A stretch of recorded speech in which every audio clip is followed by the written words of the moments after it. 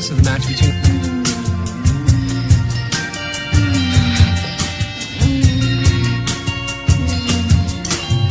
Sometimes people have sex in different ways. 69. And one way is a type of sex called oral sex. It's really good. You know, I don't particularly enjoy it. set the right tone, set the standards. No, it's not one of my favorites. and knowledge and also experience from different people. And Only if you're doing it right. I am very good. Every man thinks he knows which positions women love, but most are completely wrong.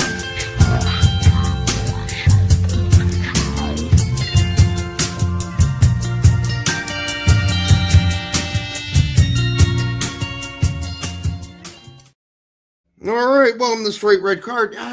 Is Twitter working tonight? It is. I had to reconnect it. And it's The whole password change and all that shit went down. all right, yeah. So it's reconnected. That's Got good. that little green check mark right there. Okay, this is a good sign. Even though there are only 10 people, this is weird. Usually they're about 4. Oh, now it's bouncing up. Okay, all right. So yeah, no, I should be patient. So they ran a test on Pulisic, and yes, that is true. Tony Martinez, he's not injured, so he just didn't want to play. Let's just ruin the main topic 5 minutes into the show, Derek. Come on. Why would he want to play? Look at AC Milan; they're garbage. Anyhow, yeah, I got really outside of my problems. I don't want to jump. I don't want to jump too far into that subject by means, but there's a difference between feeling tightness in a muscle and being injured.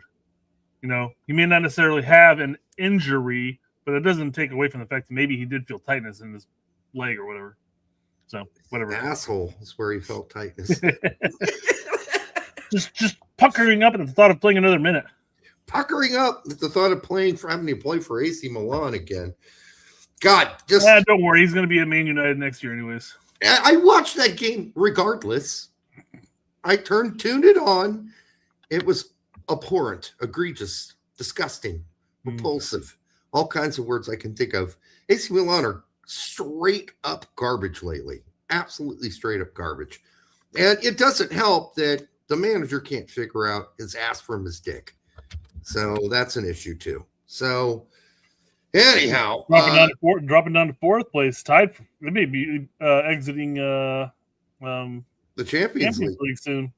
Yep, absolutely. That's why I watched, but just see if they could pull out a win here. I guess in fairness, one win would catapult them up to second place, assuming Juve and Napoli both lose. By the way, I didn't even check. How did our homeboy do today? Where's my fucking phone? Here it is. At Leeds. I should check on that real quick. As we do that, or as I do that, I do want to say that Cardoso 1-1 full time. Yeah, he's out. He's going to be gone for a while. I know you want to cover that too. Yeah. 1-1. How much time did Leeds play? Did Aronson play? Did he score? For getting assists? Let me just go find my real quick then. That's one game I should have checked up when I got home, but I had a bunch of bullshit car stuff. Leeds scored in the 74th minute on a PK. Okay. All right. So good for Leeds. I didn't get to watch that. Aronson left in the 63rd minute with a 6.4 rating. Not lowest on the team, but pretty close. Did he leave with tightness? Doesn't specify an injury, no. Tightness. I feel tightness. No, unlike Pulisic, Aronson needs to impress on a game-to-game basis here in order to, verify he's going to get a spot. Well, if Zendejas keeps scoring out of his butthole, I don't think it really matters what Zendejas does at this point. It doesn't matter. It doesn't matter. No.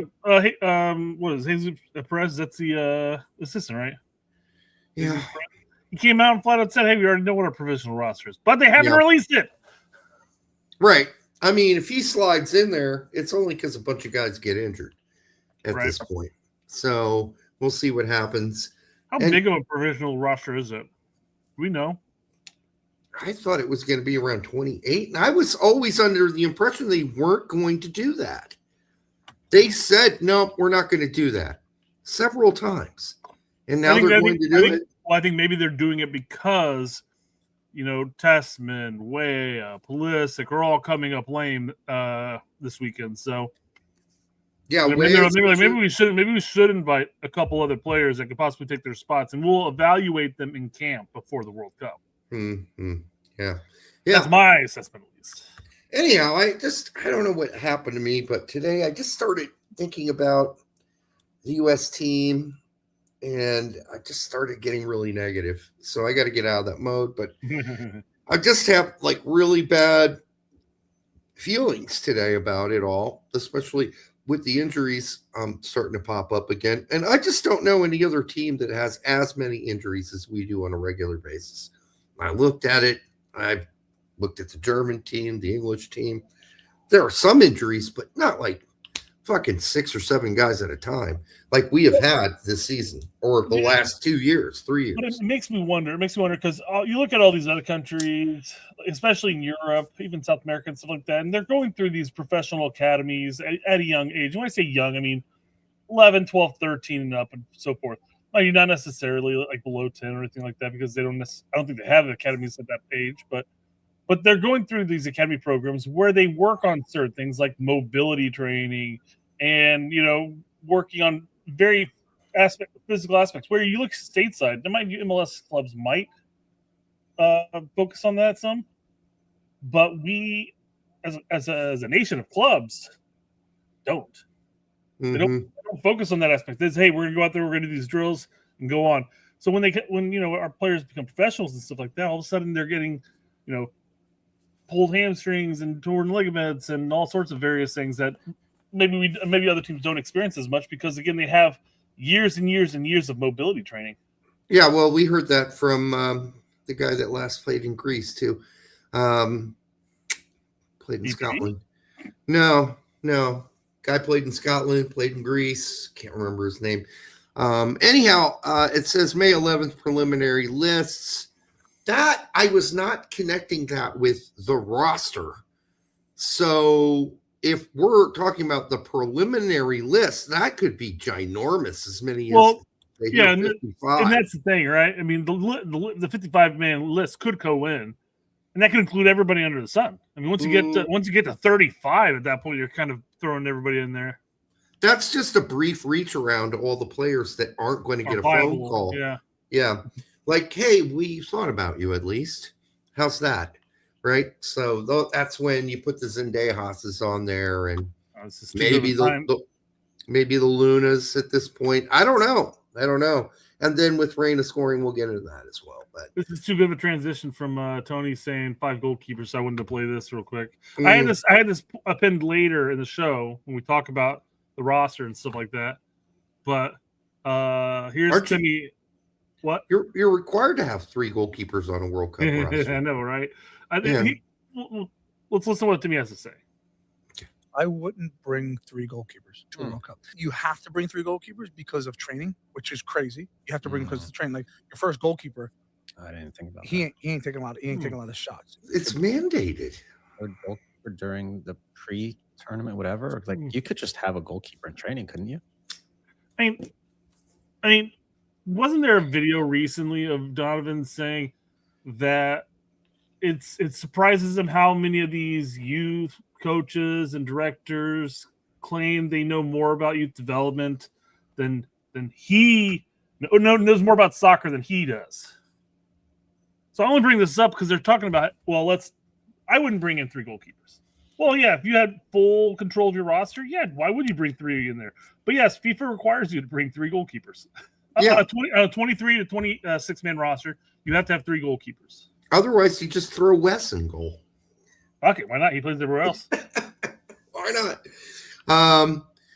So Morgan, by the way, let's I'll get to that. Yeah, he says Ajuman was never going to do anything for us anyway. He was slow. CONCACAF Gold Cup, lost nearly every 50-50 challenge. I'm gonna bookmark this one. I'll bookmark this because we have when we get to the injuries, we'll talk about our injury list and we'll bring that comment back up. Yeah. Okay. Yeah. I'll bookmark him, Morgan. It's a good point to talk about. Sure. I don't know about anything, but we'll get to that. Yeah. I don't think he would have played much unless we needed a goal in the last 15 minutes. Then he would have just thrown him in because he's good in the air. I'm just not 100% positive he would have been on the 26-man roster. I don't know if he would have with made Haji, it either. with Haji, Pepe, and Flo all healthy. Yeah. I don't know. It's questionable. And Very it's questionable. possible Poach might be, feel something in his nether region when talking about Patrick, but Sure. it's possible maybe he brings him. But I mean, I'm like, if all 4 of those guys are healthy, and we're only talking about 3 strikers on a 26-man roster. I don't know if he's going.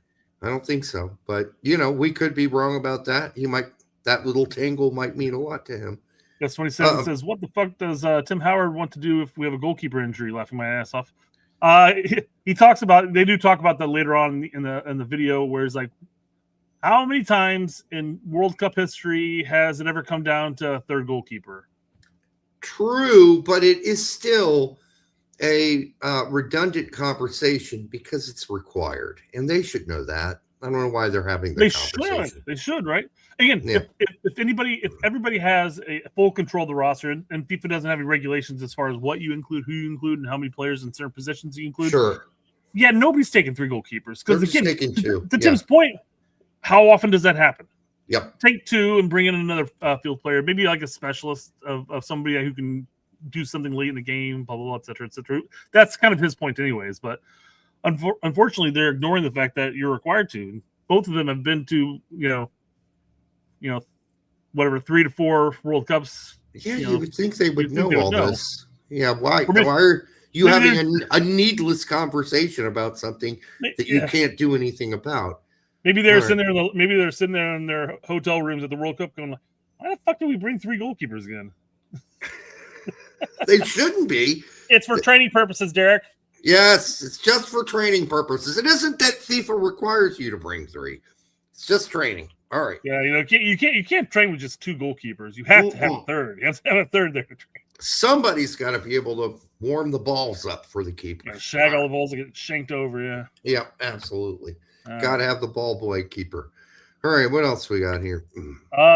I don't really have that much fluff today. Most likely, this is gonna. We always say this, but most likely this is gonna be a pretty quick show. Yeah. I don't have a lot of tabs. This was a busy weekend for me. I had a game on Saturday and Sunday I had to attend. Yeah. Mother's Day, obviously. It's just not a lot of time on the interwebs for me. Yep. I made mom and dad steak and lobster. It's good stuff. Yeah. We did tacos. I made some kind of a cheesy melt with some really hot sausage and some hot salsa combined in a crock pot. Nice little dip. I bet you slid her the sausage. That's fucking weird. This isn't Alabama, Derek. This is Indiana. Come on. Okay. I meant your wife, dude.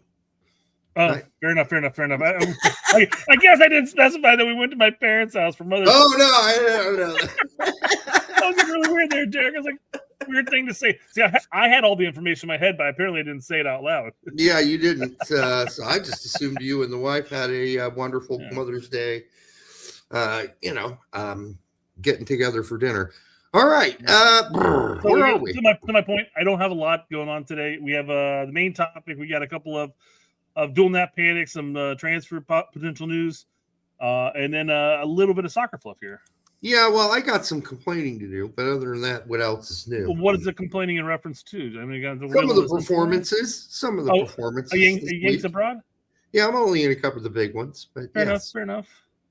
Oh man, have you seen this video yet? No, but I did see his commercial about his dogs. That's on.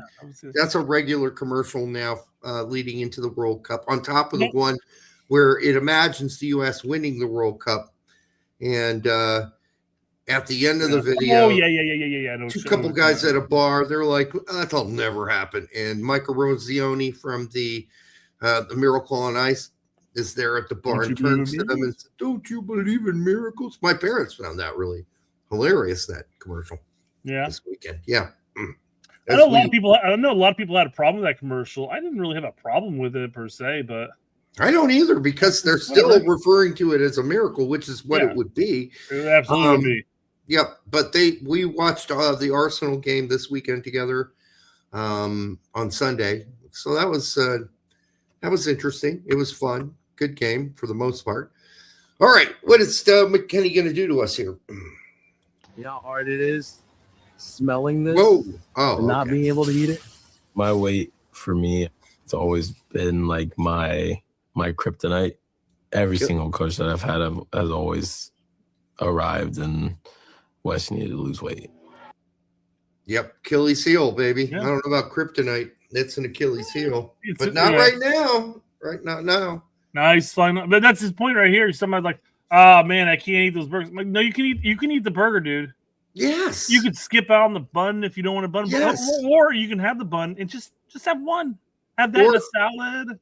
You know what I did when I was on the low carb diet? I would take the top bun off or the bottom. And that I go bunless. Like we went to Brew Burger this weekend to meet up with some family for Mother's Day as well, and I'm ordering, and my wife's just like, I'll just get their fries, whatever. You know, she's gluten free, and I'm like, I'm gonna get the black and blue. She goes, oh, that sounds so good. I'm like, yeah, I can get it without the bun. It's fine. Yeah, I'll eat the burger. You're saving me 300 calories. Come on. Well, 8 carbs. I don't need it. One bun is about 7 to 8 carbs, or 11 or 10 carbs. You take away one of the two buns, and you're fine. 10 carbs is really low, so just stay away from the carbs. S27 has a good point here. Carbs are fine, obviously in moderation. You don't need to chow it down like we do here, but carbs are fine. You just have to cut out the sugary snacks. And yeah, as S27 says, carbs are fine. They are to a point, but yeah, stay away from the Twinkies and the ding dongs. Well, there's also a big difference between carbs. There's some healthier carbs, and eating carrots or potatoes is going to be different than eating pasta. And there really aren't a whole lot of carbs in carrots, to be honest.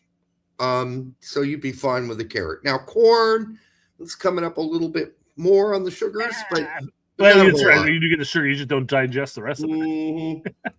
You digest it just in whole, But I mean, corn on the cob, it's like 9 carbs. Whatever. Yeah. Not a big deal. And we all survive on that. That's perfectly fine. People have been doing it forever. Yeah, as long as I was under 35 carbs, I was losing 2 pounds a day. I was losing 2 pounds a week. Yeah. So there you go. You need to cut out. We need, as a nation, we just need to cut out those 44-ounce big gulps from the gas stations. Cut those out. We're fine. No, I think if people want to get the big gulps, they can, but just know you're going to be a big fat ass soon. Fair enough. There's no way around it. That's a great point. If you're fine and happy and being fat, then whatever. Eat and drink whatever you want. Well, I've noticed the videos of the people who go with their EBT card or whatever it's called for food, and they can't get soda pop anymore. God, I had a back and forth when this was first going out and everything like that. People were like, oh, there's food deserts, and if they can't get Doritos, they're not gonna have caloric intake. I mean, yeah, you can still get yogurt, you can still get all these vegetables and fruits. They still have calories in them. Just because you can't have a handful of Doritos doesn't mean you're whatever. You don't need it. You don't need to spend it on that. And yes, I agree there are food deserts, and and I think there are various reasons why, but there are obviously some reasonable reasons or not so reasonable reasons for it too. But the one time we were on food stamps. Wife was out of her job and she was going back to school, and I was working at a job making $15 an hour. And we were a family of just became a family of 2 or 4 at that point. And we got whatever it was like $100 a week or whatever, but it can only be spent on was like bread, dairy, fruits and vegetables, and that was predominantly about it. That was in Indy. Maybe some meat or whatever in there, but yeah, it was in Indy. Yeah, I don't think that. I couldn't spend it on. There are very specific things I could spend it on here.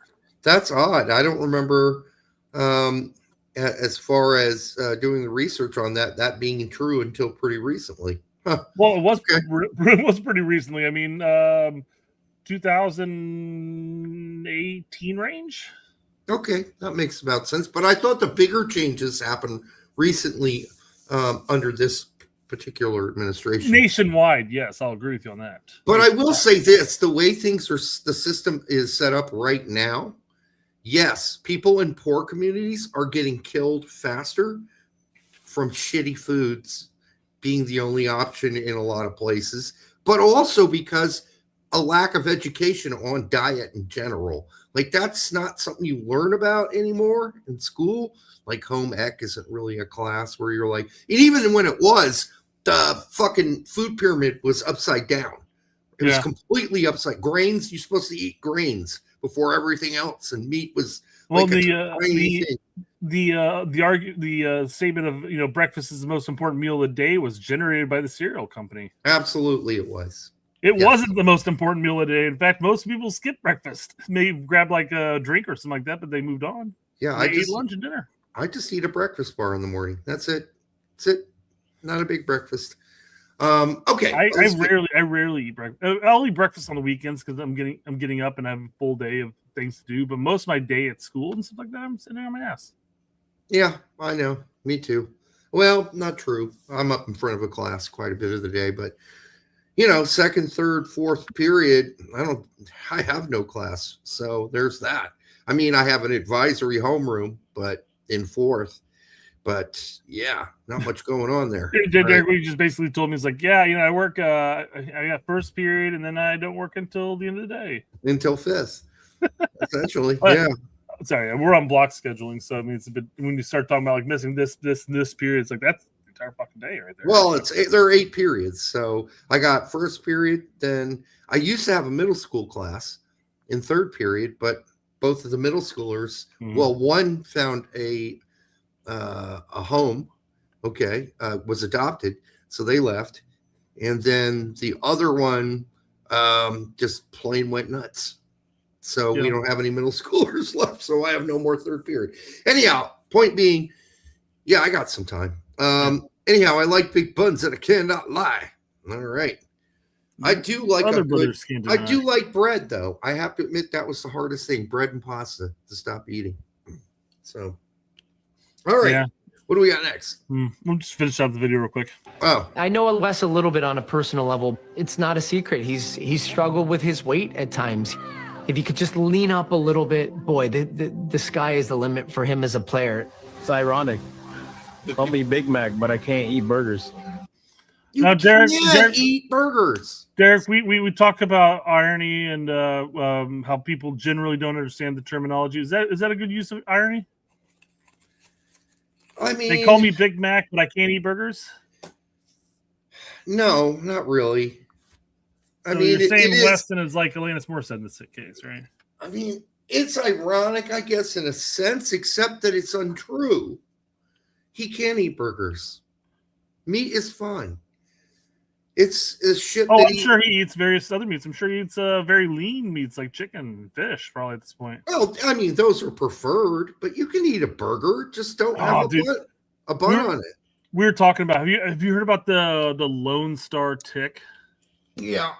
And how if you get infected by this Lone Star tick, it makes you not highly allergic, I guess, or whatever. It's like gluten intolerant, but for the red meats. Yeah.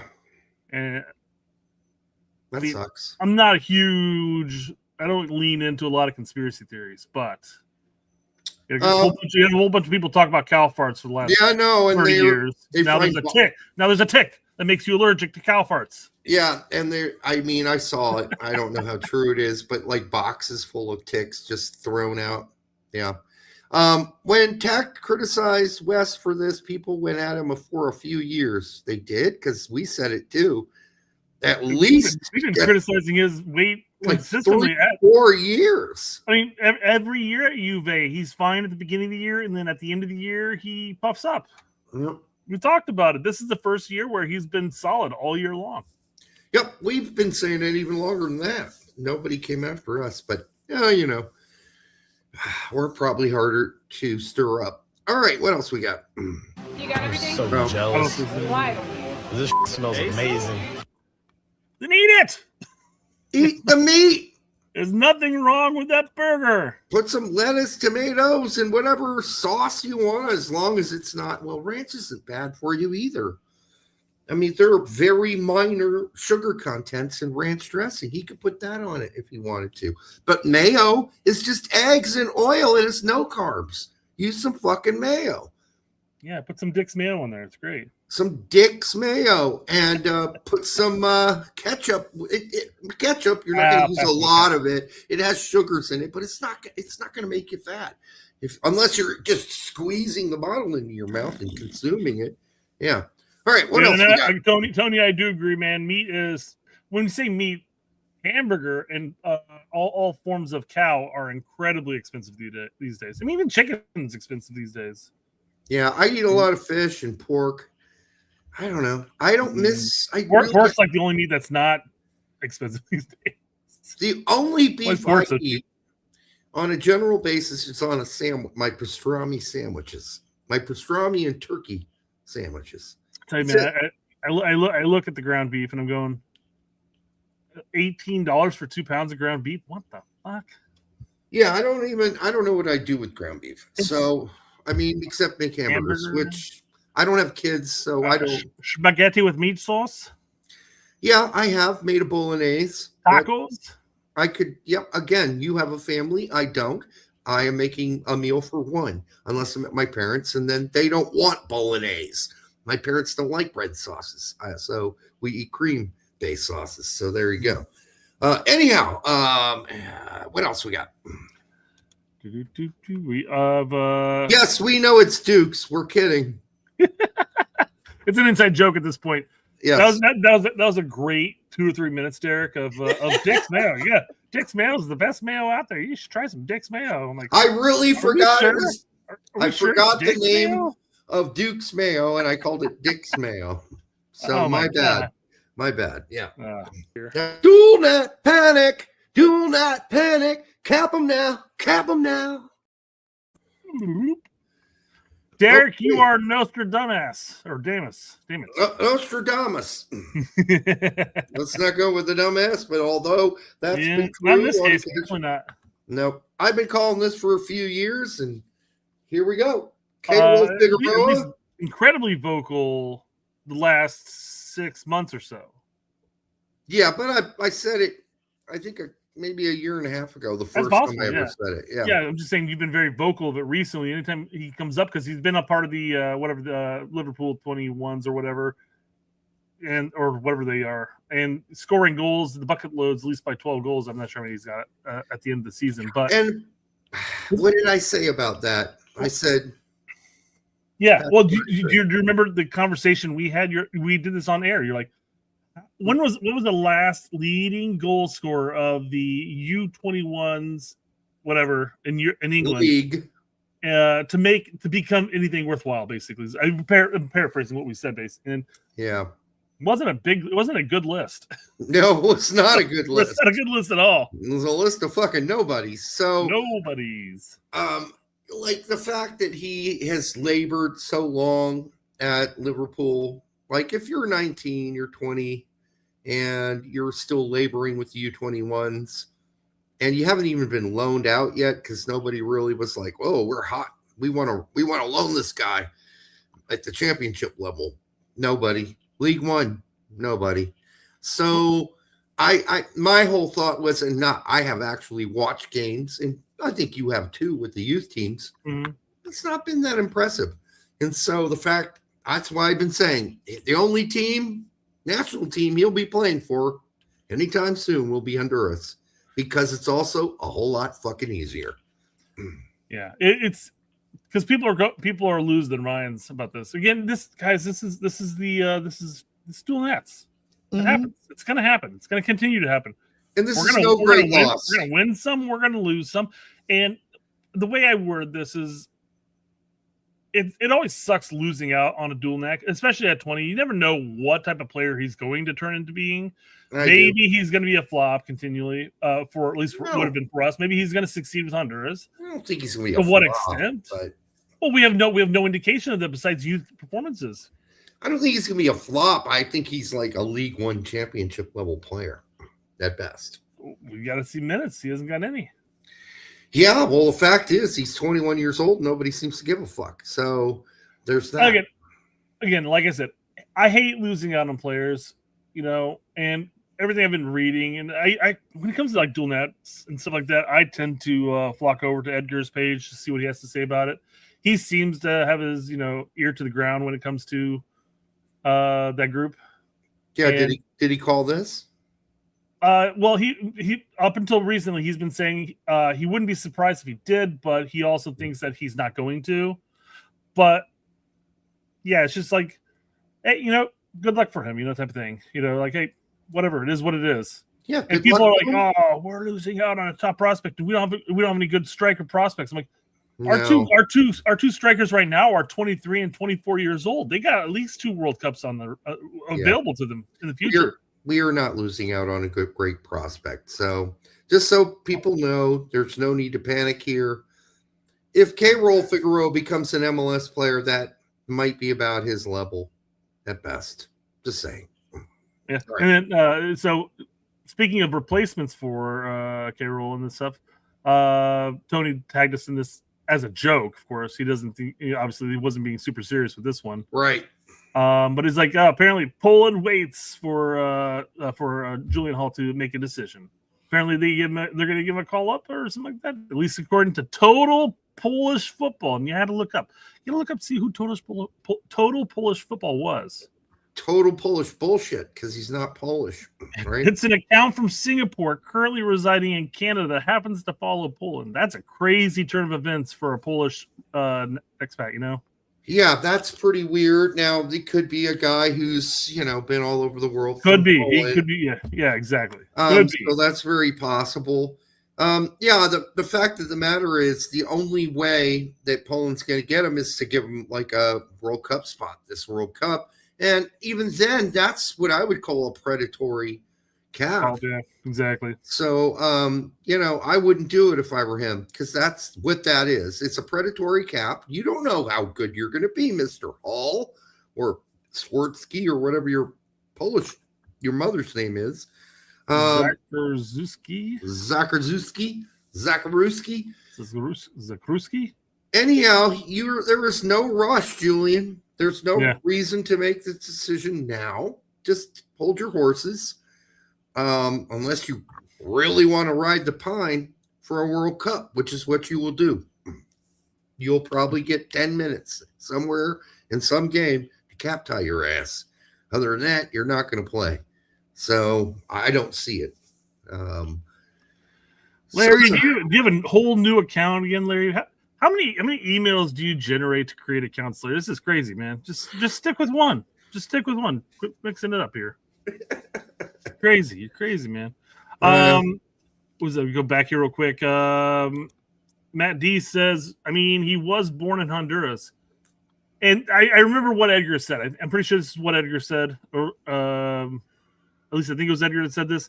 But it almost seemed like that K-Roll opted to play for the U.S. youth national team because the U.S. youth teams were holding more camps than the Honduras youth camps. No, it's because he grew up as a kid here. Yes, he was born in Honduras. He didn't spend much time there. His dad played soccer here his whole career. Well, it's the same scenario here where like, I've always dreamed of playing for X country, but you played all your youth within the country that you resided in. If he said that he'd always dreamed of playing for Honduras, that's just what you say. Sure. It's not a thing. And I'm sure he has connections. Obviously, his dad's Honduran, his mother's Honduran. And, of course he's got connections there. But, I think his first choice was us. He grew up here. He grew up with all those youth players. He has a connection to the United States because of that. But, it's pretty obvious at this point. There is very little future for him going forward. Not for at least a few World Cups, and that would mean he would be kind of a late bloomer, right? Attacking players, usually you hope they are already becoming somebody of notice in their 20s, early 20s, and he's nowhere near that. So, nowhere near it. 17-year-old Audrey Mametti has impressed for New York Red Bulls. Yes, he has this season. No player in MLS has completed more line-breaking passes. His line-breaking pass rate of 20.6 would rank second in Europe's top 5 leagues. Well, he's not playing in a top 5 league. It's different, Yeah, I don't like that. You just look at the comparison. stats and compare. That doesn't compare that way. Yeah, I mean, saying, hey, if he was in Europe and he had this completion rate, then yeah, he'd be second. But do people not realize how that's an illogical argument to post? Does he not realize that most people are going to look at that and go, yeah, but he doesn't play in a top 5 league. Yeah. And that's no offense to MLS. It's just he doesn't. And so I don't know if he realizes that probably the weakest spot on every MLS team in MLS is the defense. It just is. That's where they spend the least amount of money. Yeah. So it's how it's gonna be. So you could say that, but it just makes you look a little ridiculous to post something like that. Like that's not a legit stat, brother. Hey, it's not. I guess in comparison here, he has better line passing or line breaking passes than anybody in MLS. So at least within MLS, that's an impressive stat. Yeah. But saying like he would rank second in Europe's top 5 leagues, come on, guy. That's just Brian White was one of the leading goal scorers, not at least American goal scorers for like the last 3 seasons. If he had that many goals compared to EPL, he'd be top 40%. If you compare Brian White's scoring stats to the top 5 leagues in the world, he'd be one of the top strikers in Europe. Top strikers in the world, yeah, exactly. Yeah, you don't say that. You don't say that. That's a horrible argument to make. Colin says, Derek, you yourself make stupid arguments, plus you can't read. According to you. All right. What else we got? I don't know what about this post you didn't read properly, but maybe he's talking about other things, not necessarily this post. I guess he must mean something else. Yeah. Nicht verstehen. All right. Colin. Transfer news. Who's getting mounted on transfer news? Who's getting over on transfer news? Transfer news. Everyone loves that transfer news but me. Whatever. Okay, Colin says Tab Ramos just said that he wants Brian White on the roster. I don't think that's exactly what he said, but he said something pretty goddamn close to that. And all I'd say is, unfortunately, in some ways, with Tab's new job on that podcast, where he is doing it with an MLS, I don't know what you want to call it, somebody who is obviously MLS heavily influenced. I don't think he can say. I mean, if he really believes, he's looking at all the viral hits that Donovan's getting on the social medias, and he's like, I can do that. I can say something ridiculous. I love you, Tab, but no. Tab, there is no fucking way Brian White is making the national team or the World Cup. Come on, dude. Stop. No. Do not, just because you're working with a guy paid by MLS, do not start saying things like that. It's not good. No. All right. I don't know. Maybe that guy's not paid by MLS, but certainly has very close link MLS. Well, sure. I mean, he worked with a number of kids that were in MLS. He's worked at MLS. Not for very long. Not for very long. I agree. But I mean, I'm certain he's got some.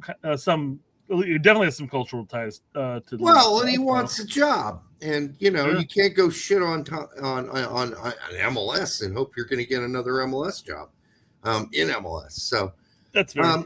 Flo Balogun is one of the 3 AS Monaco players that could leave this summer.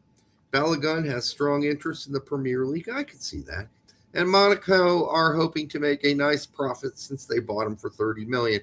I don't think he's going for any more than 50. Okay, right now. I don't know what his transfer. I think 50 would be a hefty price for him. Yes, I think they're probably looking at 10 to 15 at best. All right, so yeah, I don't know. That's I mean, has he been impressive in France? Yes. And there were times in the past where Premier League teams looked at top scorers in France and said, yeah, let's go get that guy. I mean, couldn't you? I mean, it doesn't necessarily have to be a nice profit based something. You can just break even on how much you paid for him and be more than content because he gave you a couple of decent seasons there. At least one this season. You can't overprice it too much because Liverpool, Chelsea, Man United, etc. Man City, they're not buying him. So you can't go ridiculously crazy because teams like Crystal Palace are not laying down 50 mil for Balogun. They're just not going to spend that.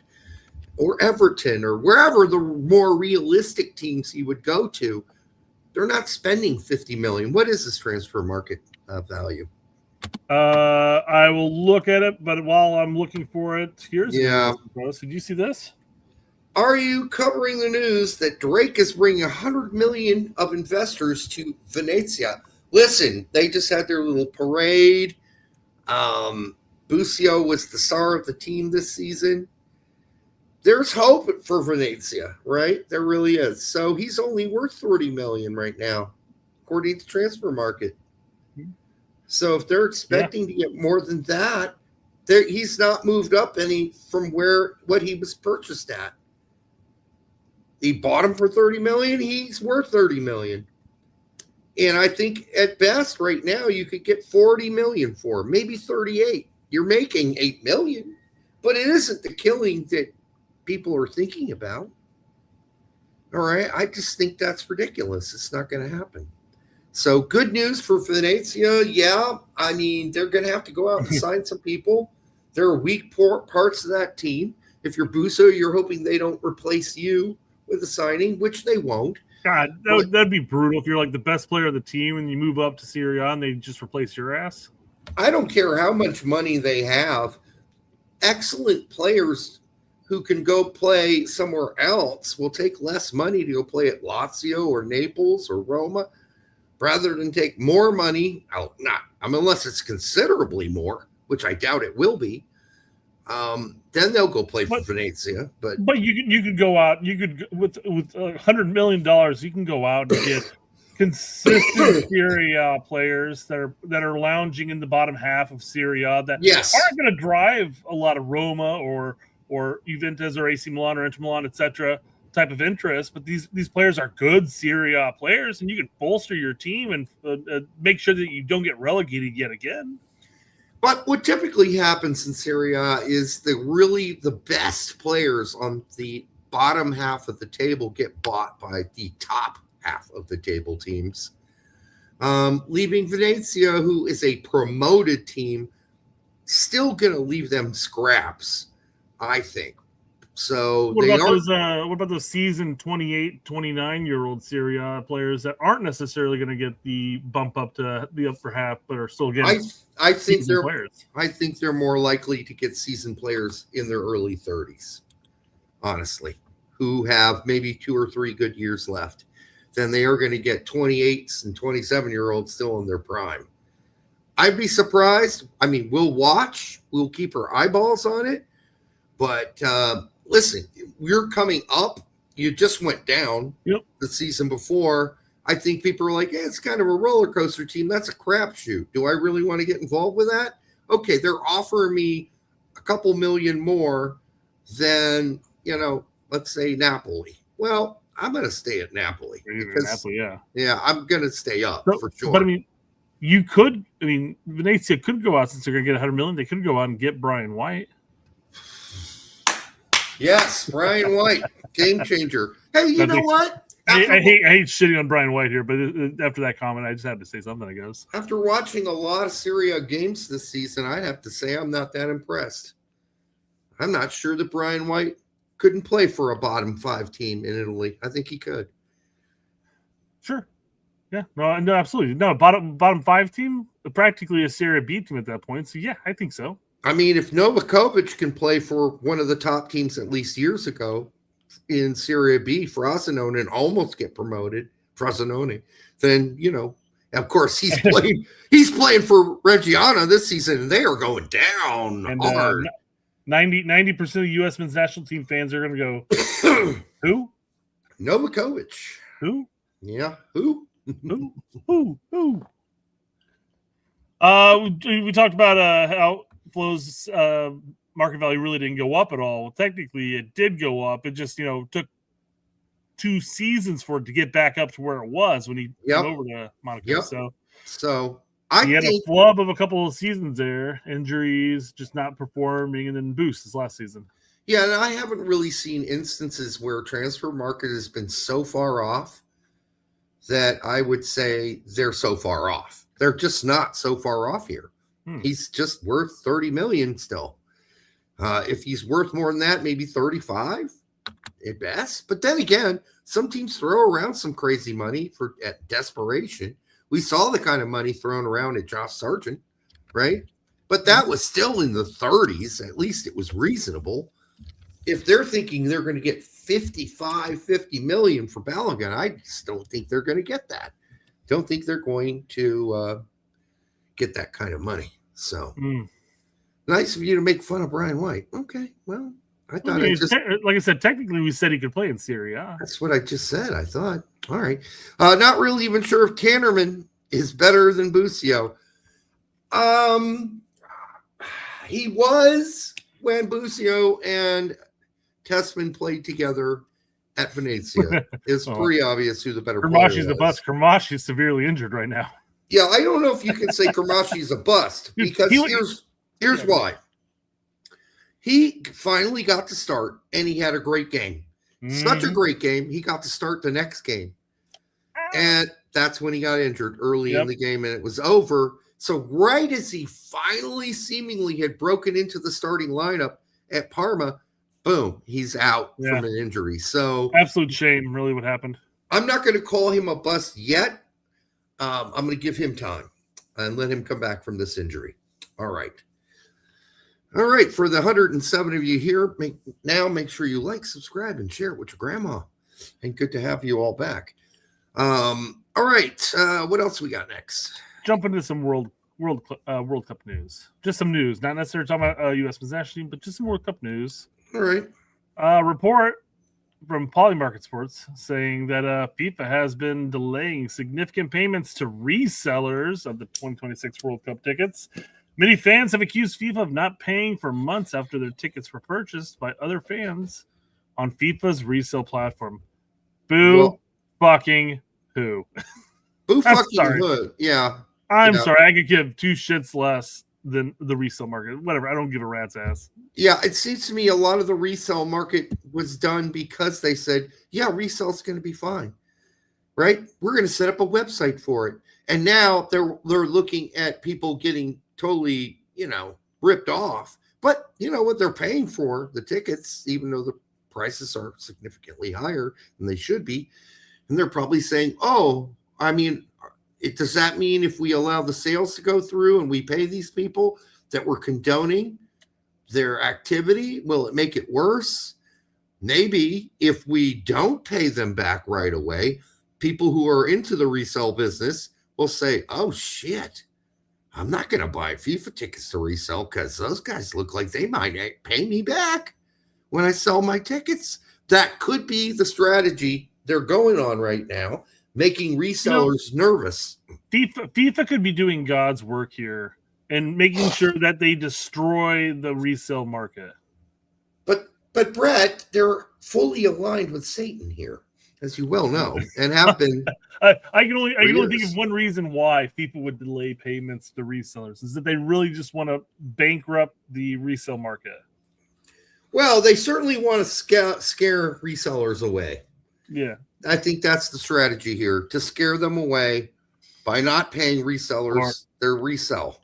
It's possible if Tony's got it right, FIFA wants the double cut. So like, hey, you bought the ticket and then somebody paid a lot of money for your ticket that we're going to keep too.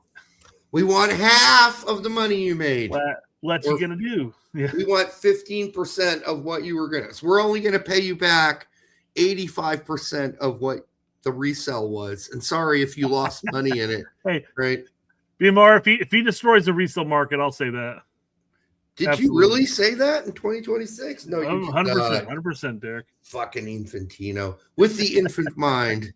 I was talking to my parents about it, and I was telling them, listen, the guy before he smelled like sausage, number one, Sepp Blatter. And was he corrupt? Fucking absolutely. I'm not sure I see this as an improvement. I don't think Infantino's been an improvement. I think nothing's improved. I don't think so. Nothing's improved. I mean, outside the bottom, their books, their books have improved. Their books are going to improve. More nations have been paying stupid amounts so that they could possibly get a World Cup, and then when they get the World Cup, they're increasing the value of the World Cup, but the country's not seeing a goddamn cent of it. No, it's a fucking scam. It just happens to be the sport that we all love. And yet, I still can't help but think that Infantino goes to bed every night stroking himself, thinking how amazing he is. I'm sure he does. This will be the most profitable World Cup ever. I'm sure he thinks he is an amazing person. He is not. And I don't think he's that smart or bright of a person either. So from what I know about him, and I know he's good at making money, but I don't think he's good as an ambassador for FIFA. I think he is a greedy son of a bitch, which is, I guess, what they want, right? FIFA and the World Cup is a right to print money practically. I don't know. You don't have to be a genius businessman to run FIFA. You shouldn't have to be. You don't. You could be the dumbest layman just on the side of didn't pass the 6th grade, and you'd still be very profitable nonprofit. FIFA World Cup is just going to generate money. Soccer makes money in the world. Yeah. It's so easy. Yeah. I don't know what he would do, what he does any different than anybody else before him that really improves the game. Let me rephrase that. Well, the only thing he is doing differently, as far as I understand it, is the committee members are no longer getting to have sex with young women that are sent to them from different federations and countries bidding for World Cups. So there's that, but it's all about the money still, and it's gotten worse. Even though maybe people aren't lining their pockets as much as they used to, like personally, because that obviously happened, and that's was horrible. But all right, we'll move on. President Donald Trump to New York Post on the $1,000 FIFA World Cup ticket prices for the U.S. men's national team opening match against Paraguay. I did not know that number. I would certainly like to be there, but I wouldn't pay it either, to be honest with you. Did he say that? I mean, Otaku's saying that's what he said to the Post, and I've seen this go around, make its rounds earlier. So yeah. Okay, I have to agree with him on that. I'm not going just because I think it is. I know you're still thinking of going. I said, fuck these people. I mean, unless they release, the 30,000, 40,000 tickets that have not sold at a reasonable price. It's stupid. The amount of cost, the flight over, the stay the night in LA, and the ticket prices and all that stuff. I mean, it is just a minor fucking fortune. Maybe Trump needs to get on the phone with Mr. Infantino and say, hey, those prices seem pretty excessive. He's like, I'm all about fleecing the masses, but this is ridiculous. Or something. Like, hey, I'm like making a buck like the next guy, but this seems a little egregious and unfair. In fact, cuts out some of the biggest fans of soccer in this country. Certainly cuts out working class people who are living paycheck to paycheck, who have stored a little money to the side and would like to maybe go to the World Cup, but $1,000 per family member probably looks a little out of, the scope of things, especially if your car breaks down, right? Trump got the FIFA World Peace Award. He's going. Oh, he's going. Yes, he's definitely going. Nobody's. He's already got a sweep he's already got a sweep for the final. Yeah, he's going. Yeah. All right. We talked about Fox Sports top 100 players. We did the first 25 or the last 25. Remember, Pulisic came in at like where was it? Like 76 or something like that. I thought it was lower than that, but anyhow, it was lower than that. Somewhere in there range, I guess. I think it's pretty close to it. But I thought McKennie should be ahead of him right now going into this World Cup. All right. Well, let's see who's the next 25 was released today. And look who's at 73. Yeah, Pulisic had to be outside of 75 then. That's what I'm saying. Like he was like 78 or something like that. Okay. Well, McKenny's ahead of him, and rightfully so. Rightfully right now. so. Rightfully so. McKenny, again, even this weekend, he didn't suck, right? Whereas Pulisic didn't play. Other players sucked this weekend. Chris Richards was fine. Anyway, we'll get into that. But yeah, I think that's not. I mean, if you're Fox, you have to throw in some American players, whether it's reasonable or not. But, if I had to compare how Weston McKennie has played in Serie A this season versus the guy ahead of him, Rafael Leao, fuck that. I'm going with fucking Weston McKennie all day and night. Even though Leao's a great player, he's not playing like a great player this season.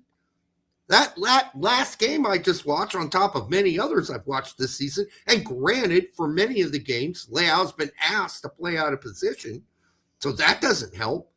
But Leao looks like damn near out of confidence. Damn near out of confidence. Like the whole team does, by the way. So isn't his contract ending soon too? Is he just coasting, get ready to get out of AC Milan as well? I don't know. That's a good question. You have to ask yourself if you're World Cup's right around the corner. Maybe he's just coasting, doesn't want to get injured. No, I don't think it's coasting. He looked frustrated. He looked really frustrated. He was trying. He was trying really hard, maybe too hard, in the last game. So, yeah. Colin says he's played with the pulled groin. Yeah, well, tell the wife to lay off for a week or so. Come on, guys.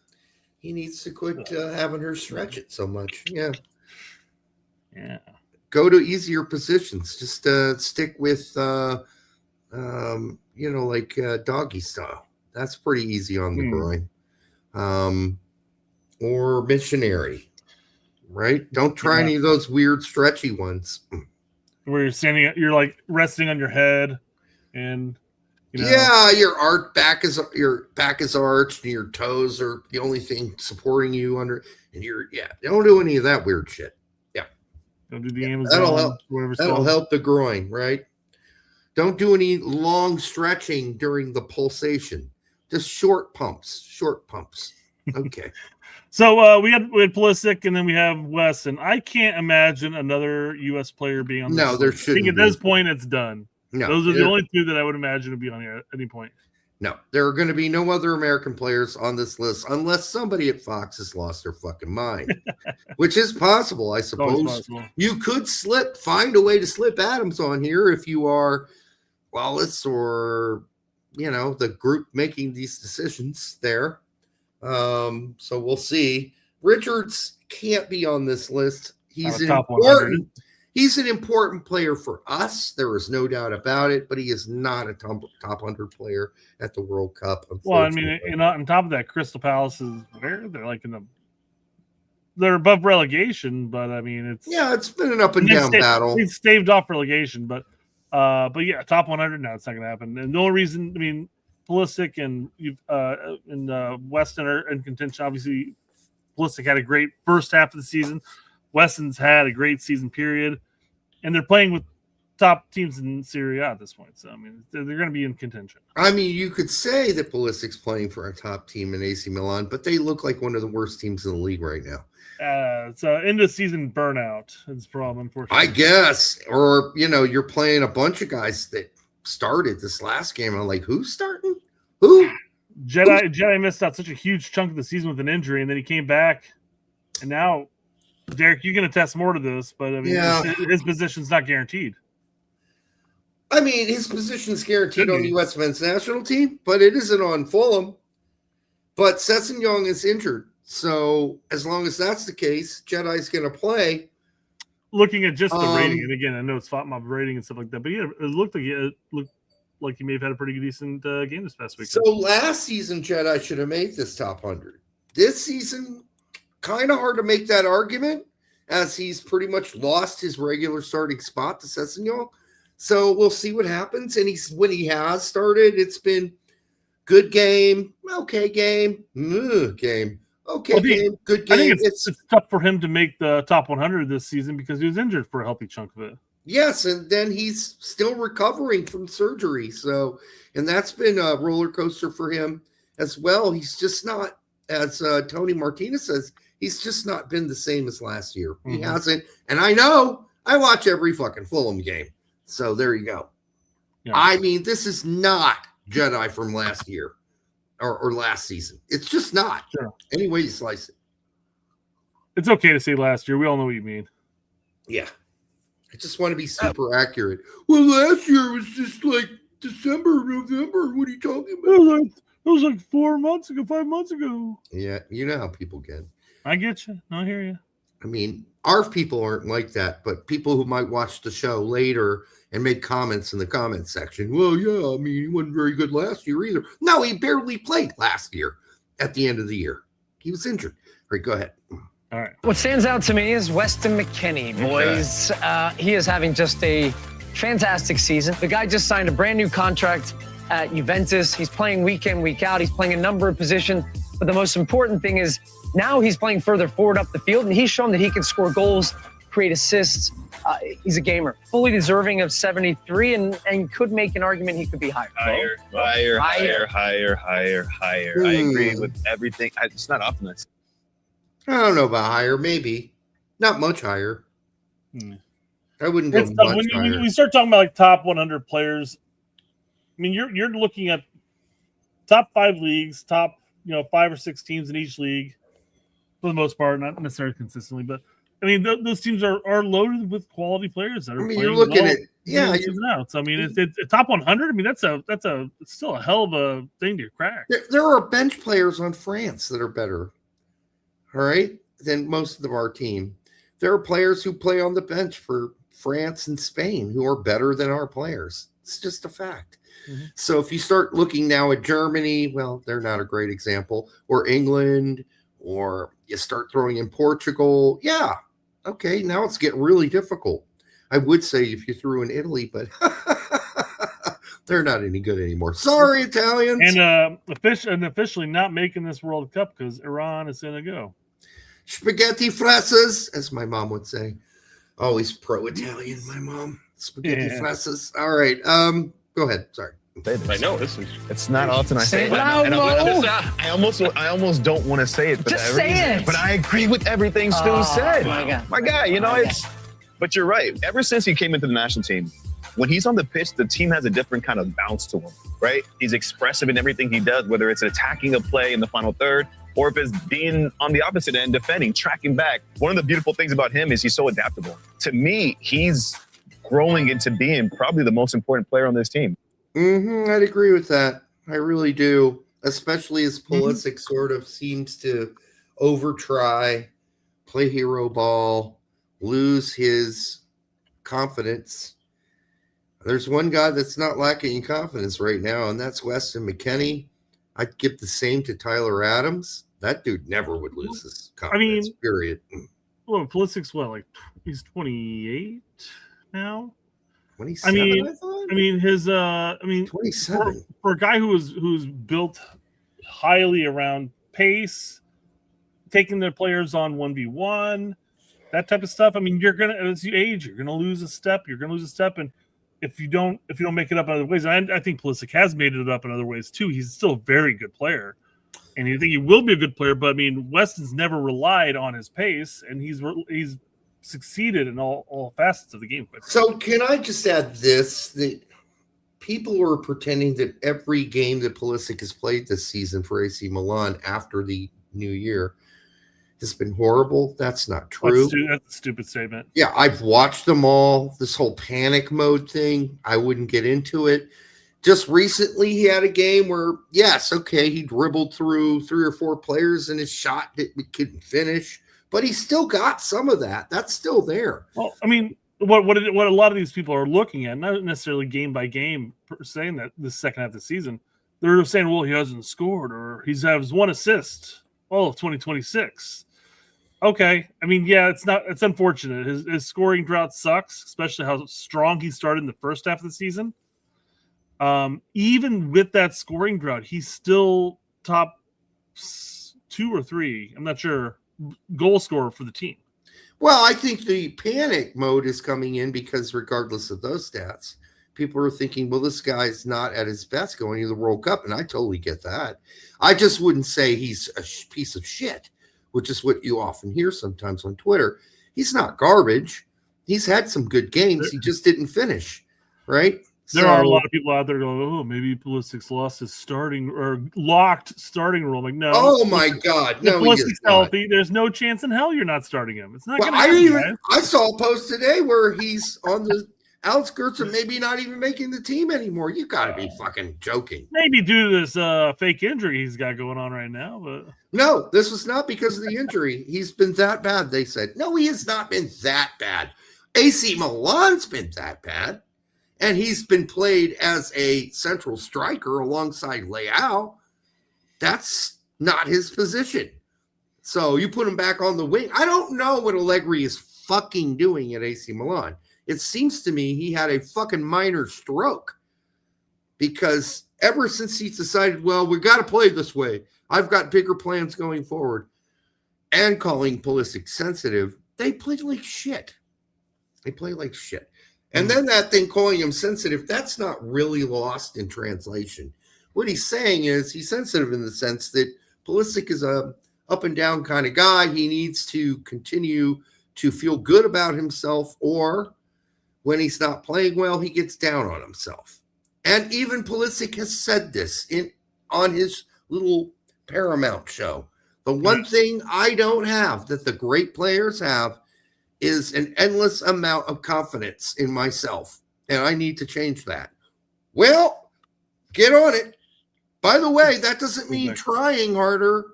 It doesn't. It means playing smarter. But great players don't have droughts like this. Maradona never had, in Italy, never had a drought like this. He might have a bad game, but he'd always bounce back the next game. And I wouldn't even call it a bad game. I call it a game where he didn't score or wasn't effective. What I mean, let me give you a personal anecdote here, but when my son's out practicing and stuff, I take him to the field and stuff, and we practice on shooting. He'll dribble, he'll cut, and he'll take a shot, and he'll miss the goal.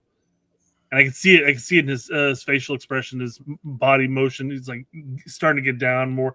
And then the next shot's a little worse, and he's getting down further. And I've got to pull him aside at some point. Like, dude, you got to get out of your head. Mm-hmm. You got to get out of your head. You're gonna miss more than you're gonna make. Yeah. Just go through the motions. Do your best in this front. It'll improve. You're gonna put more and more on target. But don't get down on yourself when you're missing these chances. You're going to miss more than otherwise the games would be like 68-500.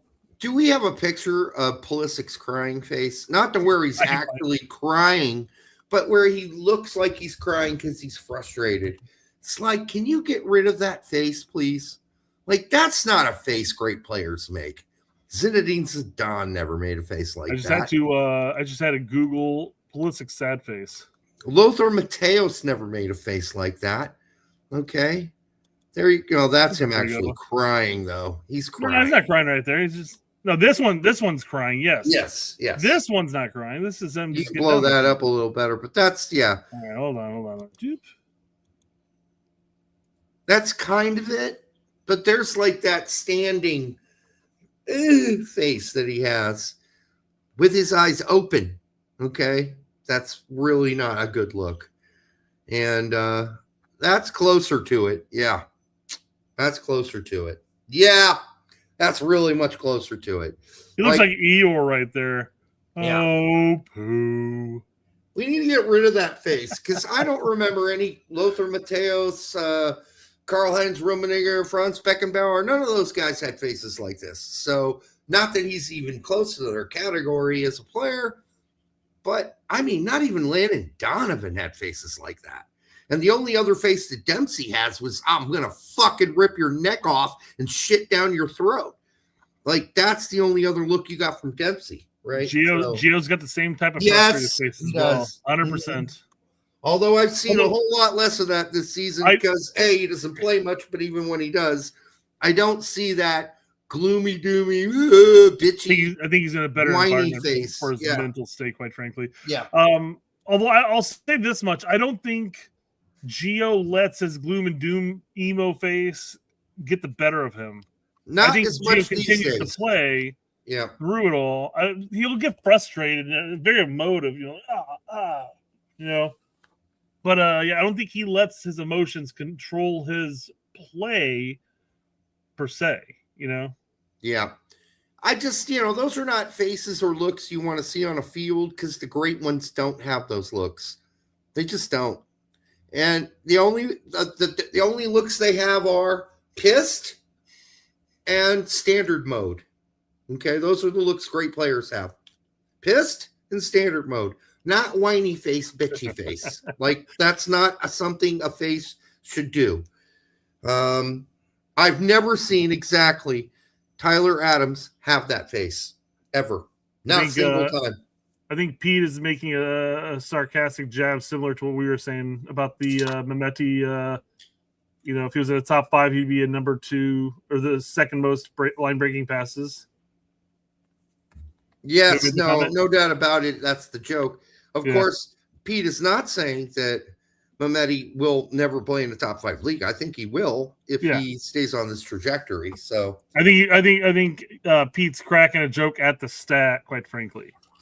Yep. Because he's been nothing but positive on Mehmeti. So yeah, Brian McBride with a bloody face didn't make that face. Absolutely not. Brian McBride had the cool look of a fucking great white shark his whole career. He very rarely made any faces. Yep. Only whenever he went up for that header could you see his eyes roll up and you finally see the whites of his eyes. Because outside that, there were never any whites in his eyes. Yep. You never want to let your opponent know you're having an emotional inside moment, and you cannot be that obvious about it. Yeah. So, all right. Do you want to go through your Yanks abroad real quick, and then we're going to go over some of the provisional roster, and then some of the stuff I've got for it. Yeah. The injuries. I'm just really frustrated. I watched Tillman's. He came in again. Of course, he's lost his starting spot now for a month and a half. He's just not good, dude. He's so meh. Such a fucking ghost on the pitch. I am just so this has been one of the most, I was so excited coming into this Bundesliga season to watch Tillman blossom. And that is not what has happened. I've seen him not blossom. I've seen the bulb stay mostly like barely open at best. I just don't get what he's doing there. I don't see a fire in him either. There's a guy that needs to get angry a little more. I want to see Tillman show he's got a little bit of fucking fuck you in him. I'm not seeing that. And I like that he's a very balanced player. And his facial expressions never change at all, ever. So he's just got one thing, one mode. Maybe the other mode he needs to add is fuck that. I'm not Mr. Nice Guy to it. That would be a good start. And 2, I just want to see some fire. Like, I fucking deserve to be the starter here, and I'm gonna go out there and just prove it to you. Not seeing that. Very frustrating. Real quick. Larry, he's just referring to his club performance. He's not talking about U.S. men's national team. I'm not talking about the U.S. men's national team. Yeah, he was fine in the Gold Cup. In fact, he was one of the best players. He's the best player on the pitch. 100%. Yeah. He's been actually since that Gold Cup, which was his turning point. I think he's been incredibly solid for the U.S. Even this past window, you go back and look at the Belgium game. I think in that first half, he was one of our best players on the pitch. Yeah. So it's just frustrating to watch his club season just sort of fizzle away. And opportunities lost. So I don't know. I watch every game, and I've only had to watch the last 20 or minutes in some of these games, sometimes the last 5 to catch his time, and that's not even worth it. What are you going to do in 5 minutes? Mm-hmm. Scally also had a really shitty game, and that's just been a roller coaster. Reyna, his time on the pitch was really good, but I'm not holding that against Scally. It's just. I don't want to make an excuse or anything like that, but again, he's been played in various roles in that back line. Whether he's actually playing as a third center back or he's playing as a right wing back. Then this past weekend, he played as a left wing back. Yeah, they throw him around. I get it. Just tossed around. Yeah. And then Destin Pepe, that hookup was nice to see. They were playing. I was actually unaware that Des was back. He's back. Go ahead, Eagles. Stop, whatever. I mean, yeah, Assist in a goal is an assist in a goal. It's I know, but it's go ahead Eagles. Let's not get too excited. But I am glad to see them both back and healthy. Who else? Okay, the other thing frustrating injury list: Weah, Kessman, Cardoso. We have the whole topic for this. You're just blurting it out. Pulisic. The fuck? Totally frustrating. Well, we'll rehash this in a few then. Aiden Morris played all right, but they've got another game to go for Middlesbrough. Hey, Hoppy. He went 71 in a win for what's their fucking faces?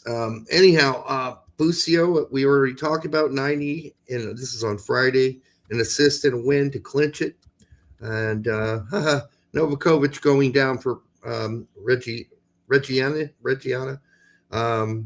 He went 45. He did get a goal, but they still lost, and they are going down. Oh, no, they won, but it didn't matter. They're going down. By the way, I do have to mention, shout out to McGlynn for 2 fireball goals this weekend. And then Zendejas for his 2 goals. As far as the stats go of American starting per team has held steady at about 3.8. And the number of American players starting on average per team under the age of 23 is 1.2. I did watch Pete's thing about, well, I'm only going to do players under 18 or 19. I don't know. Well, that really leaves out center backs and goalies who are only in their early 20s. And you can't do that. So that's why I include everybody in my list, because center backs, a 20-year-old playing center back, or a 19-year-old, or even a 21-year-old playing center back, starting on a regular basis for an MLS team, that's big, because they don't mature usually until they're, later 20s, like 24. So I'm counting that. That's a big starter. And same thing for goalkeepers. We got Faree, and he didn't get counted in Pete's list because, well, he's 20. Well, so fucking what? A 20-year-old playing goalkeeper? You got to count that. Put that in your list, man. That's got to be in your list of teams playing young players in positions where young players don't play until they're well into their 20s. So right. I mean, I respect Pete for sticking with drawing a line in the sand and saying this is just who I'm going to be covering in that front. I guess. I agree with your point. A 20, 21, 22-year-old center back starting consistently and playing well is a good thing. It was like a Mark McKenzie type of player in that sense. A 20-year-old goalkeeper, 21-year-old goalkeeper starting in MLS, that's a pretty impressive fucking thing to have. Well, somebody's saying he goes until 22 for goalkeepers, and I'm like, I don't remember that in the first list he did. Maybe he's recanted since then. Yeah. So there's that. Go ahead, Brad. That's possible. But yeah, I'm fine with him just like I said, drawing a line in the sand and saying this is the what I'm making a comment on. But to your point, what do we always talk about? We talk about the gap of development. Because you look at like the academy teams, and they can produce some pretty good players, and they have great results when they go to Europe and stuff like that, or South America. But then all of a sudden, there's this black hole in our development from like 18 to like 22. Yeah. So if there's a 21 to 23-year-old player starting for an MLS side, I'm counting that as a success in Europe, because that's development in that black hole time period that we have, apparently. Yeah. Average Joe says, no, Pete mentioned them. I know he mentioned them, but they're not included on his list of players to watch or whatever. Anyhow, so I just think he did mention them. That was good. But I think he should just include them. Just include them in your list of, like, a 22-year-old starting center back every game. That's a big deal. It's a big deal. So include them. Don't just mention them. Put them in on your list. That's what I would do. And listen, we love Pete here. I would say, frankly, I'm mildly close with Pete. I'd say mildly close. Not recently, but certainly was closer to him before. So, he's a friend of mine. Multiple candlelight dinners. I agree. Yeah. But that doesn't mean we don't disagree on occasion. We certainly do. All right. Real quick, because Larry's had this chat up for a bit, but Balo Malik had GOAT, beautiful game combo goal. I'm guessing against Belgium. Was it the Belgian one? Yeah, not saying they haven't done good stuff for us. Yeah.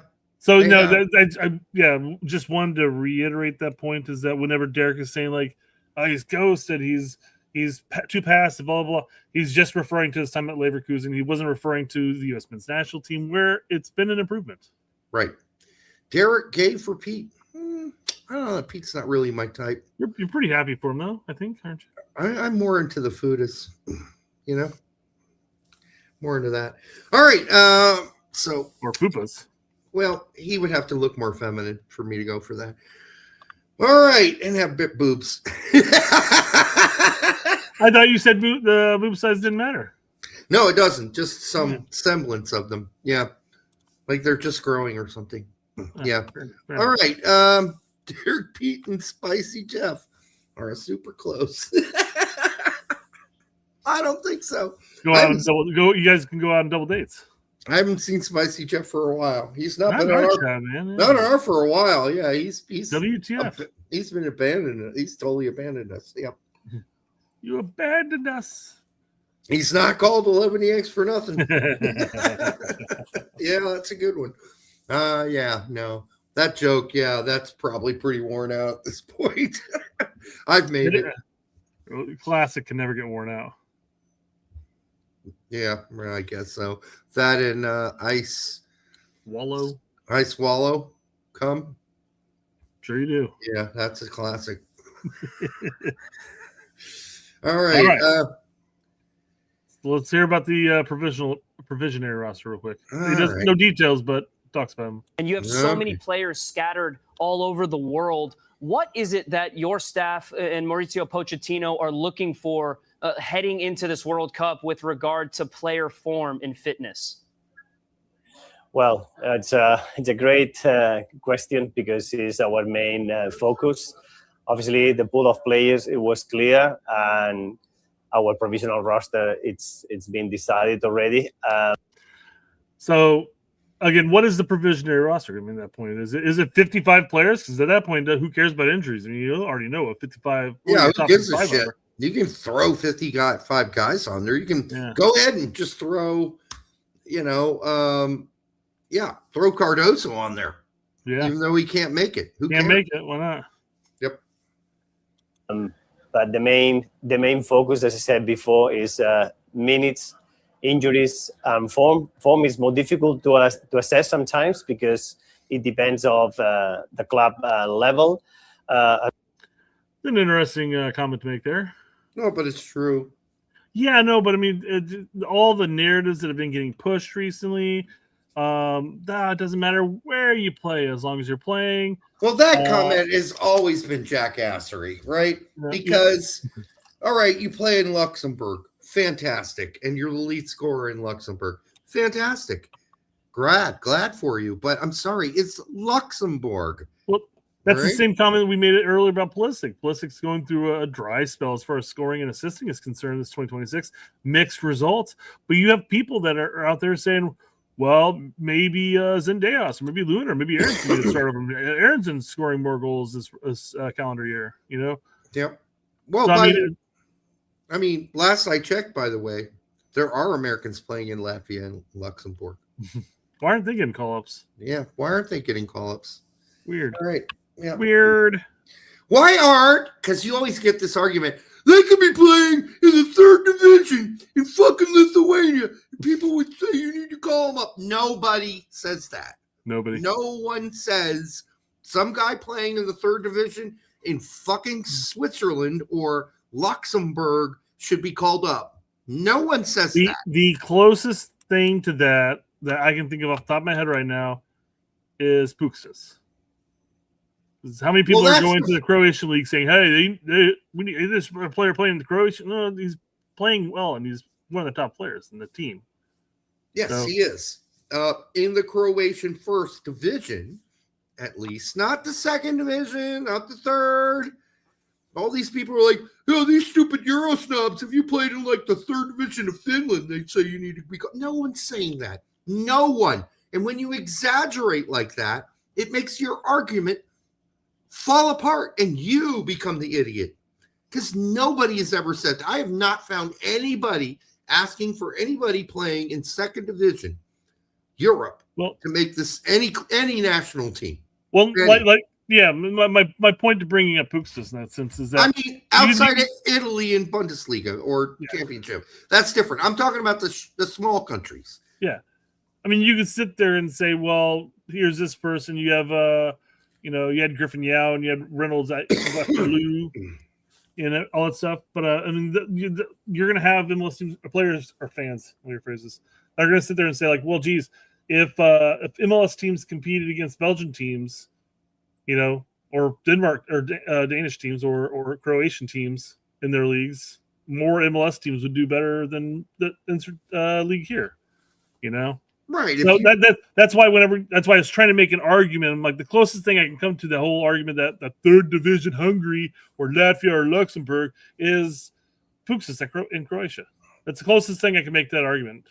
Well, again, when we talk about the truth is when you go to the bottom of the Belgian league, that's a shit fuck. Those are shitty fucking teams. It's just true. And you go to the bottom of the Danish league. Those are fucking shitty ass teams. Whereas MLS, there's a lot more parity between all the teams. At least when you get like out of I'd say the top 20 teams, there's a lot of parity there, right? Yeah, the bottom of MLS, the very bottom, is awful. I mean, SKC is awful. But are they the worst team in Belgium awful? I don't think so. I'm sorry. No, they're not. The worst team in the Belgium First Division is absolute shit. In fact, the only reason they're there is that they were the best team in the second division the year before. Usually, that's the case. And they're still a second division team in Belgium. They just happen to bump up to the first division. So anyhow, point being, go ahead. This was the so Michel, although I know that's not Michel, was saying that if anyone saw Goza's talent anywhere in Europe, they would say they want him on the roster, but MLS status disqualifies him. We are talking about a very small portion of the fan base that actually legitimately just says fuck MLS. Anybody on MLS, then once they're out of MLS, then anything's go. You can look at some people who've been dubbed completely anti-MLS, and Pete and Tact. I mean, it's a running joke. So anytime they say something positive, like, Pete, that's way too positive. You got to say something negative now. And he laughs. But everybody recognizes that there's talented young players in MLS that need to go to Europe. Yeah, listen. If so we're not honest the point. The whole Hungarian third division thing is an over-exaggeration bullshit because nobody's looking at first division Hungary. We had a player playing on the best team in Hungary for 3 years straight. A Seattle kid played in the Sounders, went there, played for the best team in Hungary for 3 years in the first division, never got a sniff from the national team and never will. I'm sorry. No one's an idiot. We're not idiots here. At the same time, if there are people out there saying on the other end, well, fuck all MLS players because MLS fuck MLS, well, then you're a fucking idiot too. Because there are plenty of, like Gozos being a great example. That player is high ceiling, high potential. Who knows where he's going to go? He's going to go, by the way. He's not staying here. There are good young players in this fucking league, really good ones. Gozos even talked about after the World Cup, he wants a move to Europe. Now, whether or not he'll get one, we'll see. But no, it isn't, because the point wasn't that you called for people from Hungary. You're missing the fucking point if you're talking to me. Anyhow, the point being is that there are radicals on one end and the other, and they're both wrong. Pro-Euro people who want to call up third division Hungary people don't exist, by the way. They don't. They just don't. Well, the point that he was making is that just because Gozo's in MLS, he's disqualified from the equation. But if he was if he was playing in Europe, he'd be a contender for the 26th. Oh, for the current roster.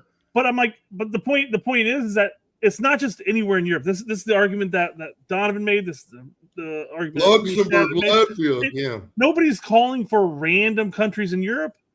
They're calling the top 5 leagues. They're calling for Holland. They're calling for championship. That's about it at that point. You don't go much further. You don't go much further than that. I mean, there was obviously Belgium with McKenzie when he was there, but aside from that, I mean, we have players playing in Europe, top division European leagues that we're not sitting here every day going like, geez. I really wish Brian Reynolds was called in today. No way. Westerlo is a horrible team, and he's not a standout in a mostly horrible league on a horrible team. He's not even a standout player for Westerlo. Sorry, he's not. And so, no one's calling for him to get called up. If they are, they're fringe. They're fringe. Just like people saying the whole team. I don't know anybody who's saying the whole fucking team needs to be MLS players. No one's saying that. No one's saying that. Now, there are people saying Brian White should be on the national team. Now, that's fringe too. Even if their name is Tap Ramos, that is a fringe opinion.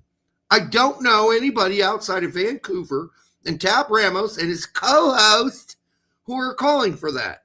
Okay? No one is. I will say Brian Reynolds might be on the provisionary roster, though. I doubt it. I seriously doubt that. Just joking, say about the whole 55 and 55. Maybe he squeaks in on that. But then you're forgetting. Oh, well, there's Paredes, who's healthy again. There's, who's the guy that actually plays on a decent team in Belgium? I forgot his name with the big afro.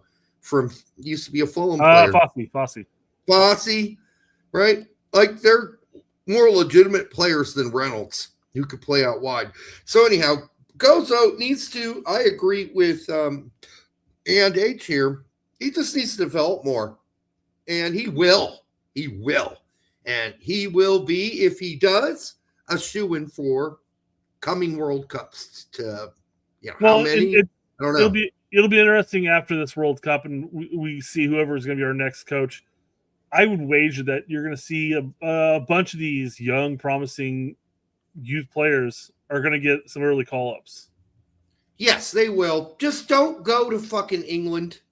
Yeah. Unless you can go to the championship, that's fine. But a player like Gozo needs to go to Germany and go to I don't know, Stuttgart or Bayer Leverkusen or one of the teams that don't suck generally, that are mid-table and up, and you'll get a chance.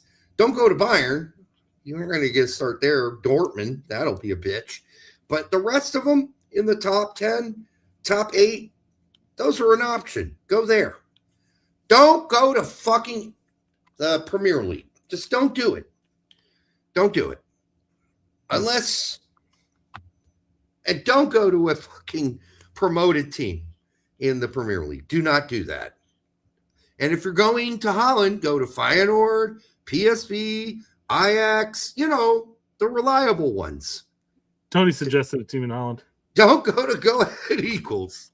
I love the name, but don't go there.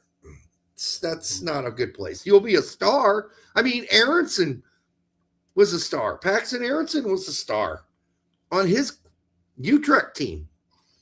And now look, he's back in MLS. He's kind of meh. It's kind of meh. He's had an okay season. Not great. Okay. So we'll see about Gozo going forward. I think that's a guy you got to keep in. There are other ones. We keep talking about Gozo like he's the only one. There are other ones too. So people who shit on MLS and aren't watching it at all, and yes, I admit I watch certain teams like RSL and the Red Bulls. I watch them on purpose because I want to watch the young players. There are others. If you're not even interested in doing that because you fucking hate MLS that much, or you think it's a retirement league. Oh, those fuckers saying retirement league. This is the most Americans, young Americans too, playing in MLS ever. It's worth watching now more than ever because of that. If just for the scouting purpose of it. And if you were scouting, you'd already realize, like, okay, well, there is one superstar, quote, young player who's not really living up to the superstar status that we all had him as. And he happens to play at Philadelphia. And I've watched a lot of those games too, and he's not blowing my dick off. All right. Yeah. As well. Especially we are suffering quite a lot of recent injuries, and we are keeping very closely to get the right information, because it's difficult to get full information every day from clubs and players, and we want to make sure we don't make a mistake. And our medical team is working really hard. Obviously, our scouts are doing the regular thing, and we are watching games. But the main focus is to clearly understand the physical and the medical level of every single player. Okay. I mean, the only thing to glean from that entire minute 16 was that they already had the provisionary roster set. Yep. Why they can't release it at this point is beyond me on that front. And why they're going to wait till as late as they are to release it? That's that's U.S. Soccer's MO. They do that shit. Because I mean, here's Bosnian's roster. They've already announced their 26-man roster. Fuck the provisionary. Here's our 26-man roster. This is who's going. Didn't somebody already say that our provisional list would come out May 11th? Isn't today a May 11th? Yeah, that's what they said. Okay, well, why isn't it out? Or submitted to FIFA. It may not have been broadcasted as of yet. Okay. Well, we got other countries just saying, fuck it, we're putting out our fucking squad. We already know what 26 are going, is basically what they're saying. Yeah. And we should too. Outside of injury, we should too. And even with injury, we should know who's replacing those injured guys at this point. I guess since he brought up the injuries and everything, let's just run through those pretty quickly here. Of the current U.S. men's national team pool, injuries as of this past weekend, not saying that they're going to miss the World Cup. Johnny Cardoso, who we know will miss on the World Cup, he's getting ankle surgery done. Patrick Agyemang, who has a torn Achilles, he's out. Yeah. Tanner Tessman wasn't playing much anyway. Yeah. So I'm shocked that he's injured, but yeah. He's out. He picked up the knock during practice, didn't he? Mm-hmm. But he's out for the rest of the season. Cardoso did, yeah. He's not being Tessman. I thought it was Tessman, never mind. But yeah. But even though Tessman's out for the rest of the season, he's not out for the World Cup as of yet. Right. Tim Weah and Christian Pulisic both had muscle strain injuries, but then Christian Pulisic, AC Milan came out and said, our Wizards did their tests on him, and turns out he does not have a muscle injury. Yeah. I don't know what to really read into that, except for the fact, like you said earlier, maybe Pulisic just didn't want to play in that game. He wants to get rested for the World Cup. He's being extremely cautious. That's for sure. And I don't necessarily blame him for that. But then his club is fighting for a Champions League spot. So if you're not really injured and you're just like, well, I feel a little tightness in my anus, well, maybe loosen up your anus and come out and play. You also have to remember, though, Pulisic hasn't signed a new contract with AC Milan yet. So this is going to help him sign one. Well, no, that's the thing. Maybe he's not interested in re-signing with AC Milan. He's vying out for the World Cup, and then my guess is at that point he's hoping some offers come. Well, there will be, but it's not going to be from who he thinks it is. It's not going to be Liverpool, Man City, Chelsea. No. But there's we covered the rumor last week, I think, where the interest from Man United. Well, if they keep the same coach, maybe. But if they go fucking around again and Michael Carrick is out, no, don't go to Man United, because they will return to being totally a disappointment and a confused mess. At least Carrick, in some ways, has pulled that team together a little bit. They look like an actual team now. So there's that. But yeah, I'd be surprised if it's Man United either. Certainly not going to be Tottenham. And if they do come calling, run away, because they might get relegated. Wow. So they're not going to be in the picture. They could still get relegated. They're still down there. So that's not really an option. I don't know where you go. There are other teams, obviously, in the Premier League where you're going to get paid handsomely. and perform on a regular basis. I mean, we'll see, right? We'll see. Yeah, and the other thing you have to consider at that point, obviously he's only got, I think he's only got one more year left of verifying it on his contract. Expires June 2027. Yeah, so he's got one more year on his contract. Which obviously means the need to either re-sign or sell him is going to be big. He is worth $50 million on the market value right now. No, yeah. Well, he's not going to go for any more than that, though. By the way, I might be shocked. So they only paid like $22 million for him. So I mean, they don't necessarily have to meet that $50 million marker. I mean, not if his contract is up either. Yeah. So yeah, if sell him for $30 million, they'll still make profit. I did want to say Way has also been very disappointing this season for me. Not a difference maker. Not really playing in a spot he would want necessarily either. But still, the games I've watched, it's just been a big MEH burger. And very, okay, all right. You're not really a leader on this team. You're not a player on this team that makes a massive difference. You're not a playmaker on this team. You're not. He's there. Yeah, he's just there. I don't know. Solid season? I don't know. Not what I watched. Now, granted, I've only watched 5 or 6 Way games this season. I've been come away disappointed for at least 5 out of 6, 4 out of 5, where I'm just like, was he even on the fucking play, on the pitch? I don't know. You know, this post about Tessman from Tenorio saying that Tessman, when was this? Hold on 1 second. When was this done? March 8th? 3 days ago. Okay, fair enough. Okay, so you missed this past. Okay, I thought this was more recent, and I was like, he's only going to miss out on 1 game because there's only 1 more game left for his team. So that's a weird way of wording it. But then again, he's gonna miss the last 2 games of the season, so it's a bit different. Then again, just based on things that are going on with his club, you have to wonder. I mean, he's going to make the team, obviously, but is he going to be a starter when you can play Wes and Adams next to each other and then put, Pepe somewhere up there along with Balogun and Pulisic? I don't know. We'll see. Like that's when you start throwing in Balogun and Pepe. I know Pepe has played out wide a little bit in his lifetime. He wouldn't have to. He'd just be one of the 10s. Yeah, that just feels like forcing. Like maybe if you desperately need a goal, and you're throwing in more offensive players in there. Maybe it makes sense. Well, I feel like that's just kind of forcing it. I don't know. I mean, Tillman versus Pepe. I don't know. Right now, I have a lot more confidence in Pepe, but yeah, can he do the same things Tillman can do? I don't know. He's actually a better playmaker sometimes than Tillman is. Like, Tillman is not like an assist guy. He's not going to kick a through ball or find the open guy.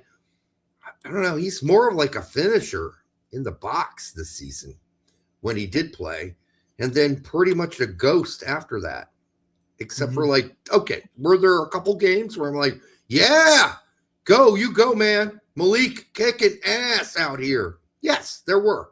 Not enough of them. Not enough. Now, you could also say, well, Pepe plays in Holland, and that's true. He does. And he looks like he's dominant whenever he plays. And even when he's not dominant, he still scores because all he needs is like minimal service in the box to score. This is an older one. Ajiman was never going to do anything for us anyway. Probably not because he wouldn't have made the team. He was slow at the CONCACAF Gold Cup. Yeah, we were obviously very critical of him there. That's where the whole Bambi thing came from. Lost nearly every 50-50, fell over 1,000 times, and has poor reading on the ball. I think his reading on the ball, way improved. His play in the box, way improved for Derby this season. As people have pointed out, I think Colin was a big proponent for pointing this out. He was playing that entire Gold Cup with a hernia, I think was the issue he's having. So he was injured during that time period. Yeah, right. Then don't play. Well, I mean, that was his opportunity.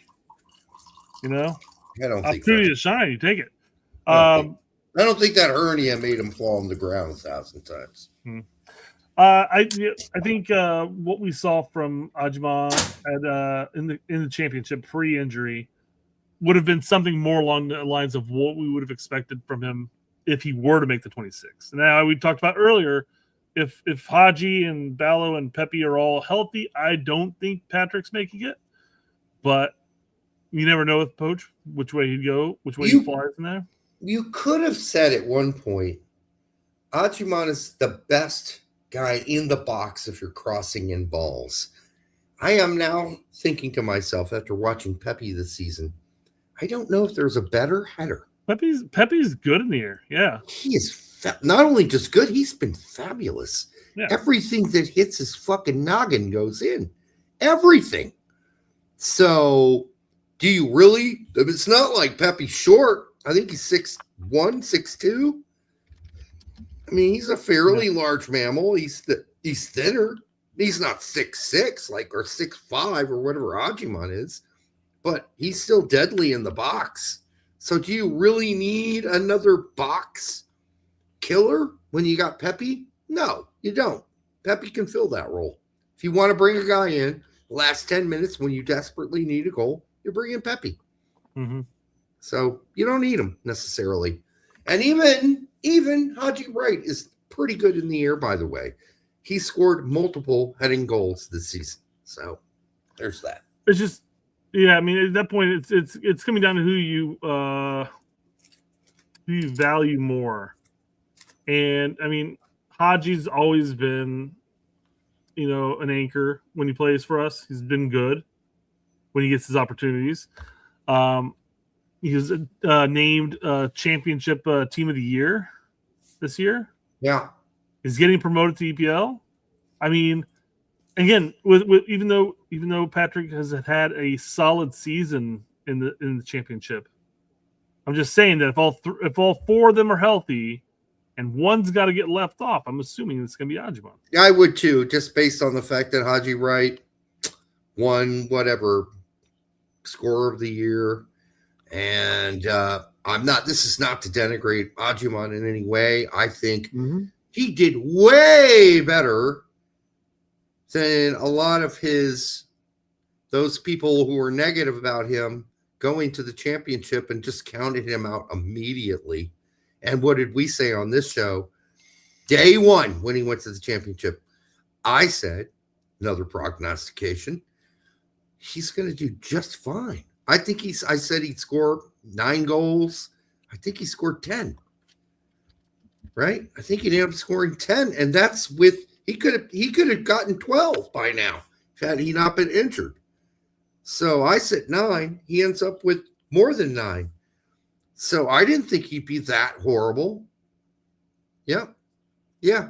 I thought he'd be just fine in the championship. Those kind of players are really valuable in the championship. Big guys, physical guys, hard to push out of the box when the ball's crossed, can get up in the air, head shit in. And, I never had any doubts he'd be good. And I said it on day one here, even though we were the ones accused of calling him Bambi because of the Gold Cup game, which he was. He was Bambi. He was Bambi on ice in that game. All right. But I guess okay. So Colin's saying that we're biased against Ajiman because we're not acknowledging the fact that he scored against Belgium. Great.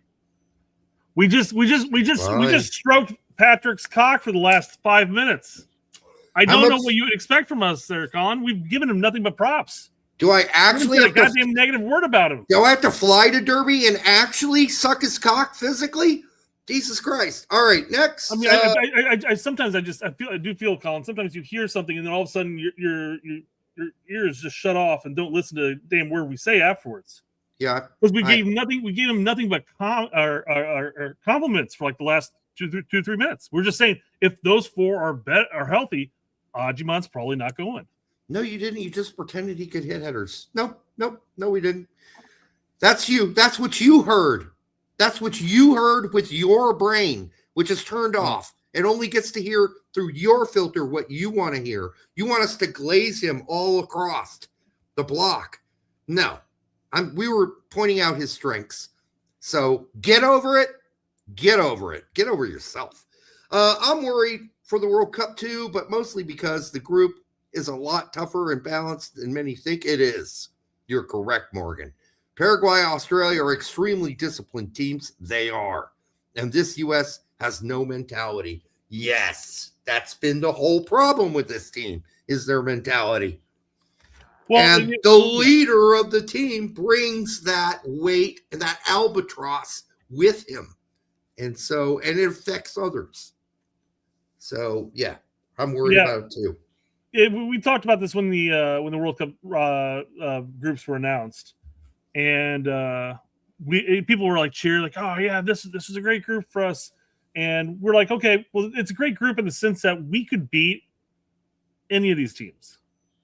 We could also lose to any of these teams. Correct. So it's not tough in the sense like, oh, we got Norway, we got Belgium, then we got Brazil. Just not making up a group here, but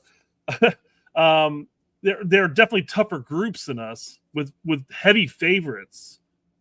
But in our group, it's a tough group in the sense that it's anybody's game. It is. Who's going to be the best team to show up that day? That's going to be it right there. And it could be anybody. In some of the groups, the difference between the best team and the worst team of the group is like a mile. In our group, the difference between the best team and the worst team of the group is very small. So it's going to be about mentality. It's going to be about who wants it more. And you're thinking and you're hoping with that crowd behind us and the fact that it's the World Cup here in America, that will help our guys get through that. At the same time, this isn't 1994. Players aren't made of the same shit they were made of in 1994. Players are softer. And when I say players, I'm not talking about just our country. I'm talking about a lot of countries, minus maybe Australia and Turkey, because they don't play that shit. But a lot of the European countries have become softer. Germany, softer. Italy, softer. They're just not the same teams they were before. Spain don't play that shit. They're not soft. Portugal don't play that shit. They're not soft. But a lot of teams have become softer in the West. And that's affected their ability to perform. I think Italy is one of the softest teams out there. There's no grit. There's no grind. There's no, mental fortitude. We're just not going to fucking lose. You are not beating us. That is missing. That was as nervous as those U.S. men's national team players were in 94. That grit and that grind, nobody's fucking trouncing us. We are going to compete like fucking badgers out there. That was there. And that whole culture existed right up until about 2018. And then that went away. And now we do not have the honey badger culture anymore. We do not have the Clint Dempseys and the Jermaine Joneses and the Gooches who don't put up with shit. In fact, fucking Howard didn't put up with shit. Nobody on that team put up with any shit at all. Everybody was a grinder for the most part. Grinders now are more difficult to find. We got Adams. He's a grinder. There's some guys on the team that are grinders. Definitely missed that aspect of when Kellen Acosta played for us. Not saying, I'd want him back by any means, but I do miss that his grit, his ability to ice out players on PKs and stuff like that. That was hysterical. Yeah. That was the best. Well, Vespigo says, shit, 250th anniversary, play your effing best. I agree with you. You would think this would be the perfect moment. But soft people crumble under pressure. I don't know if you know that about soft people. We got a lot of soft players on our team who do and have in the past crumbled under pressure in bigger tournaments, right? We saw it in Copa. Yeah, Copa. So this is big pressure. Also home country. So if you are who you are right now, you can either buck up, get tough, pretty late in the fucking game to get tough and be a hard-nosed grinding team, or, you stick with soft, see how far you go. I don't have high hopes for. If Italy had made the World Cup, I wouldn't have had high hopes for them. I don't have a lot of high hopes for Germany. There's certain teams that are just fucking soft now. That's against their culture, actually, their traditional culture. I think the U.S. is a soft fucking team. And so can they handle the pressure? All of the weight of it is going to be on them in the World Cup. Will they crumble or will they rise to the occasion? There's only one. That's a fucking either or answer. Yeah. Like, it's zeros and ones. It's pluses or minuses. Either they're going to come to rise up and play way above themselves or play at least to their ability, or they're going to crumble underneath the pressure as soon as Paraguay scores a goal. And they're going to fucking fall apart. So it could happen. I'm mentally preparing myself for it. I don't want to. I want us to do great. I really do. But I am not going into this World Cup full of a whole lot of confidence. I'm going into the World Cup full of a lot of support for my team. In my heart, I want them to do amazing. I hope that the answer is they come out and kick ass. I think that's what we're all hoping for. But it could be that it's the other way around, and I hope it's not, because that'll be really embarrassing. So, all right.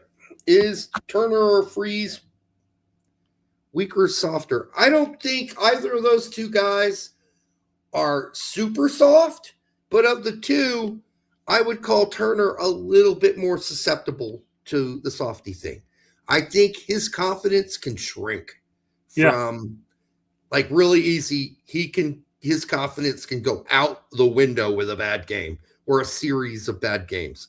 Well, I think that stems down to the 2 to 3 year window where he was basically benched and ostracized by fan bases in England.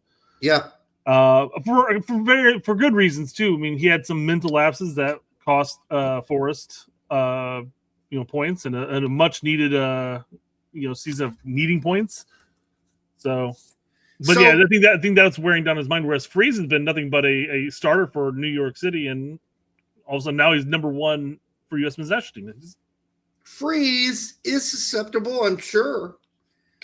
He made one really bad error, but he's bounced back. He didn't crumble after that one error. 2 really bad errors. One against Haiti and then one against was it Paraguay? Yeah, but let's not fool ourselves either way, guys. Neither of these guys are Tim Howard or Brad Friedel or name the goalkeeper of the past.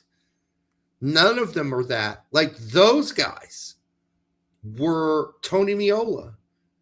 Who am I leaving out here? I know I'm leaving somebody out. Meola, Friedel, Howard, Hamden, Keller. I wouldn't put necessarily Guzan in that territory, but like all those guys were so goddamn mentally strong to the point of arrogance. They believed in themselves. Ask them. They'll tell you. We don't have that. Matt Turner's a super nice dude. Matt Freeze is a super nice guy. They don't have any right to be arrogant. So, of course, it's kind of hard for them to be that way or arrogant or super confident. Although Turner has turned things around this season. He's played the last 3 or 4 games for the Revs have been a massive improvement. But I don't think that's going to be enough to overcome Freeze this late in the game. I could be wrong. I don't know who they're scouting and how close they're watching. Nick Ramondo's a great call out. Can you even imagine Nick Ramondo being frazzled by anything? By anything? Could you imagine if Nick Ramondo is like 2 inches taller? Well, even if he wasn't, I would take Nick Ramondo right now as the starting goalkeeper. 100%. Right now. I don't care that he's 5'10" and a half. I'll take him right now. He would be better than both of them. At his height, he was a top-notch, solid goalkeeper. If he was just a couple inches taller, he would have been amazing. Right. And we could go through a litany of backup keepers during the golden era of goalkeeper who never got to play because of Friedel, Keller, and Howard and Miola, who were just backups. But those guys could not be frazzled either. Again, I was talking to Will from MLS Moves about this. Okay. And we were talking about the fact that there are a lot of players who are soft. But what countries have really become soft and which haven't? Well, there's certain cultures that don't allow soft, but there's a little softness creeping in even to Spain and France. A little, but not as much as Germany, Italy, and now the United States has gone from being like a hardcore, hard rock penis into being like a mildly erect penis, a flaccid penis, maybe sometimes at best at certain tournaments. They've been extremely flaccid. Starting to droop down. Yeah, we've used that word to describe their play in certain tournaments, like Copa. We said that's just a flaccid performance. So, yeah, I don't know how you get that back once it's gone. That's the problem. I don't know how you change that once it's gone. This is the softest German team I've ever – like, are there still hardcore players on Germany? Yeah, there are. But it is like Germany was always just a fucking bunch of fucking hardcore, like soccer obsessed, like junkies.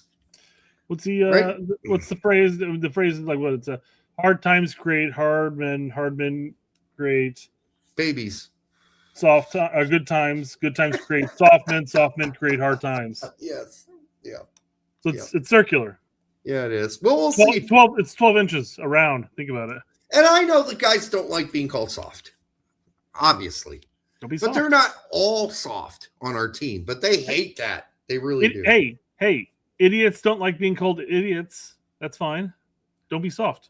I mean, your coach just called you sensitive, dude. Okay? Yeah. He just called you sensitive. So there's some fact. There are some other people see it too, not just us. Okay? I'm not doubting your commitment. I'm doubting your ability not to be a whiny baby about things when you get down on yourself, which you should never. No great player gets down on themselves for any length of time.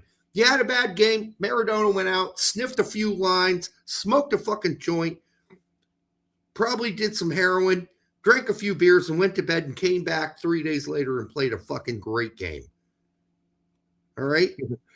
K.O. Burner says Germany is turned flaccid because now they have 3 German Americans. I wouldn't even blame them for that. They seem more German than American. Those particular ones in particular. But we were talking about Italy earlier and stuff like that. And I was just, as we're closing down the show here and everything, I'm scrolling through Twitter and I came across this. Is this more indicative of Serie A not being a good league for young players, or is this more indicative in the sense that there's just not that many good Italian teenagers? Certainly not a good player for young Italian players. 3 Italian teenagers to score. The whole of Serie A, there's 3 players, and only at Dortmund apparently have 2. So some countries need to look inward a bit. They've done something to their culture. And I could be social media in general and how much countries embrace that. I don't know. I don't know if that's it. But yeah, I look at certain countries differently now. Maybe I'm too close to the German national team after the American team, and I see sort of the same problems. Not as big, by the way, but still. I don't think Anthony Robinson's soft. I don't think Tim Ream is soft, but there's an argument that he shouldn't even be starting. I don't think Chris Richards is soft. But I do think, and I'm not going to name them all out, the ones that I think have ups and downs and get down on themselves and have a hard time crawling out of that. Dest, he's not soft. But I do think there are moments he gets a little wrapped up into himself. But I love his self-confidence. I think Dest's issue is more of his mental lapses and doing stupid actions. Yeah. More so than being soft. I think the problem is the best player on our team, supposedly, is the softest one we got. And that does carry over to other players and or sensitive player we have. So if he's the leader of the team, like even if he's not wearing the armband, that does kind of spill over a little bit. It was better off when we had the other guys who were older with him when he was younger. He didn't have to lead the locker room. Now he's just sort of he's a titular leader. He's seen as a leader whether he is or not. So that's the argument. You don't. I mean, the best player on the team doesn't necessarily mean that you're the leader or a good leader. Just be happy to be the best player on the team. Let those who have the capability to lead. Yeah. Yep. All right. Well, we'll see how this works out. But I would like a little bit of a. When I say soft, I'm not saying Charmin soft. By the way, I'm just saying kind of like. It seems soft to me because I've been watching this team for 40 years plus since I was 12. So to me, we grew up in a completely different era of soccer too. Yes, it just maybe they don't seem soft to you, and that's fine. But I look at it and I said, this is not the same thing I'm used to. For years, this is not what I'm used to. I'm used to a team who battles like fucking warriors every game. That's what I'm used to. And that's not what I see every game. I was just I got used to that. And then it went away. And it's been hard to watch, frankly. So we'll see what happens in the World Cup. As I said, it's either plus or minus zeros or ones. Either they rise to the occasion or they frankly don't. And with all the pressure, it could be they don't. And so I'm preparing myself mentally for the don't part, but hoping like Christ, like praying to the gods, all of them, that doesn't happen and that we get through the group. No problem. And that we dominate maybe even. And build confidence going into the knockout rounds. That's about all we got, I think, right? That's all, folks. Yeah. Okay, folks, we're out of here. Have a great night. We'll see you next Monday. Thanks for showing up, all 154 of you. That is an improvement over last show. So you're back. So let's just keep letting people know we're here. And Twitter, obviously, good to have you back because that certainly helped. And we got our account back. That's good. Brett is back on Twitter. All right. We'll see you soon. Good night.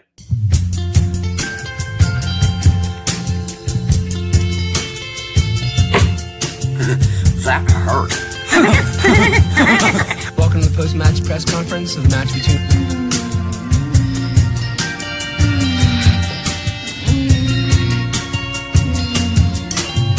Sometimes people have sex in different ways.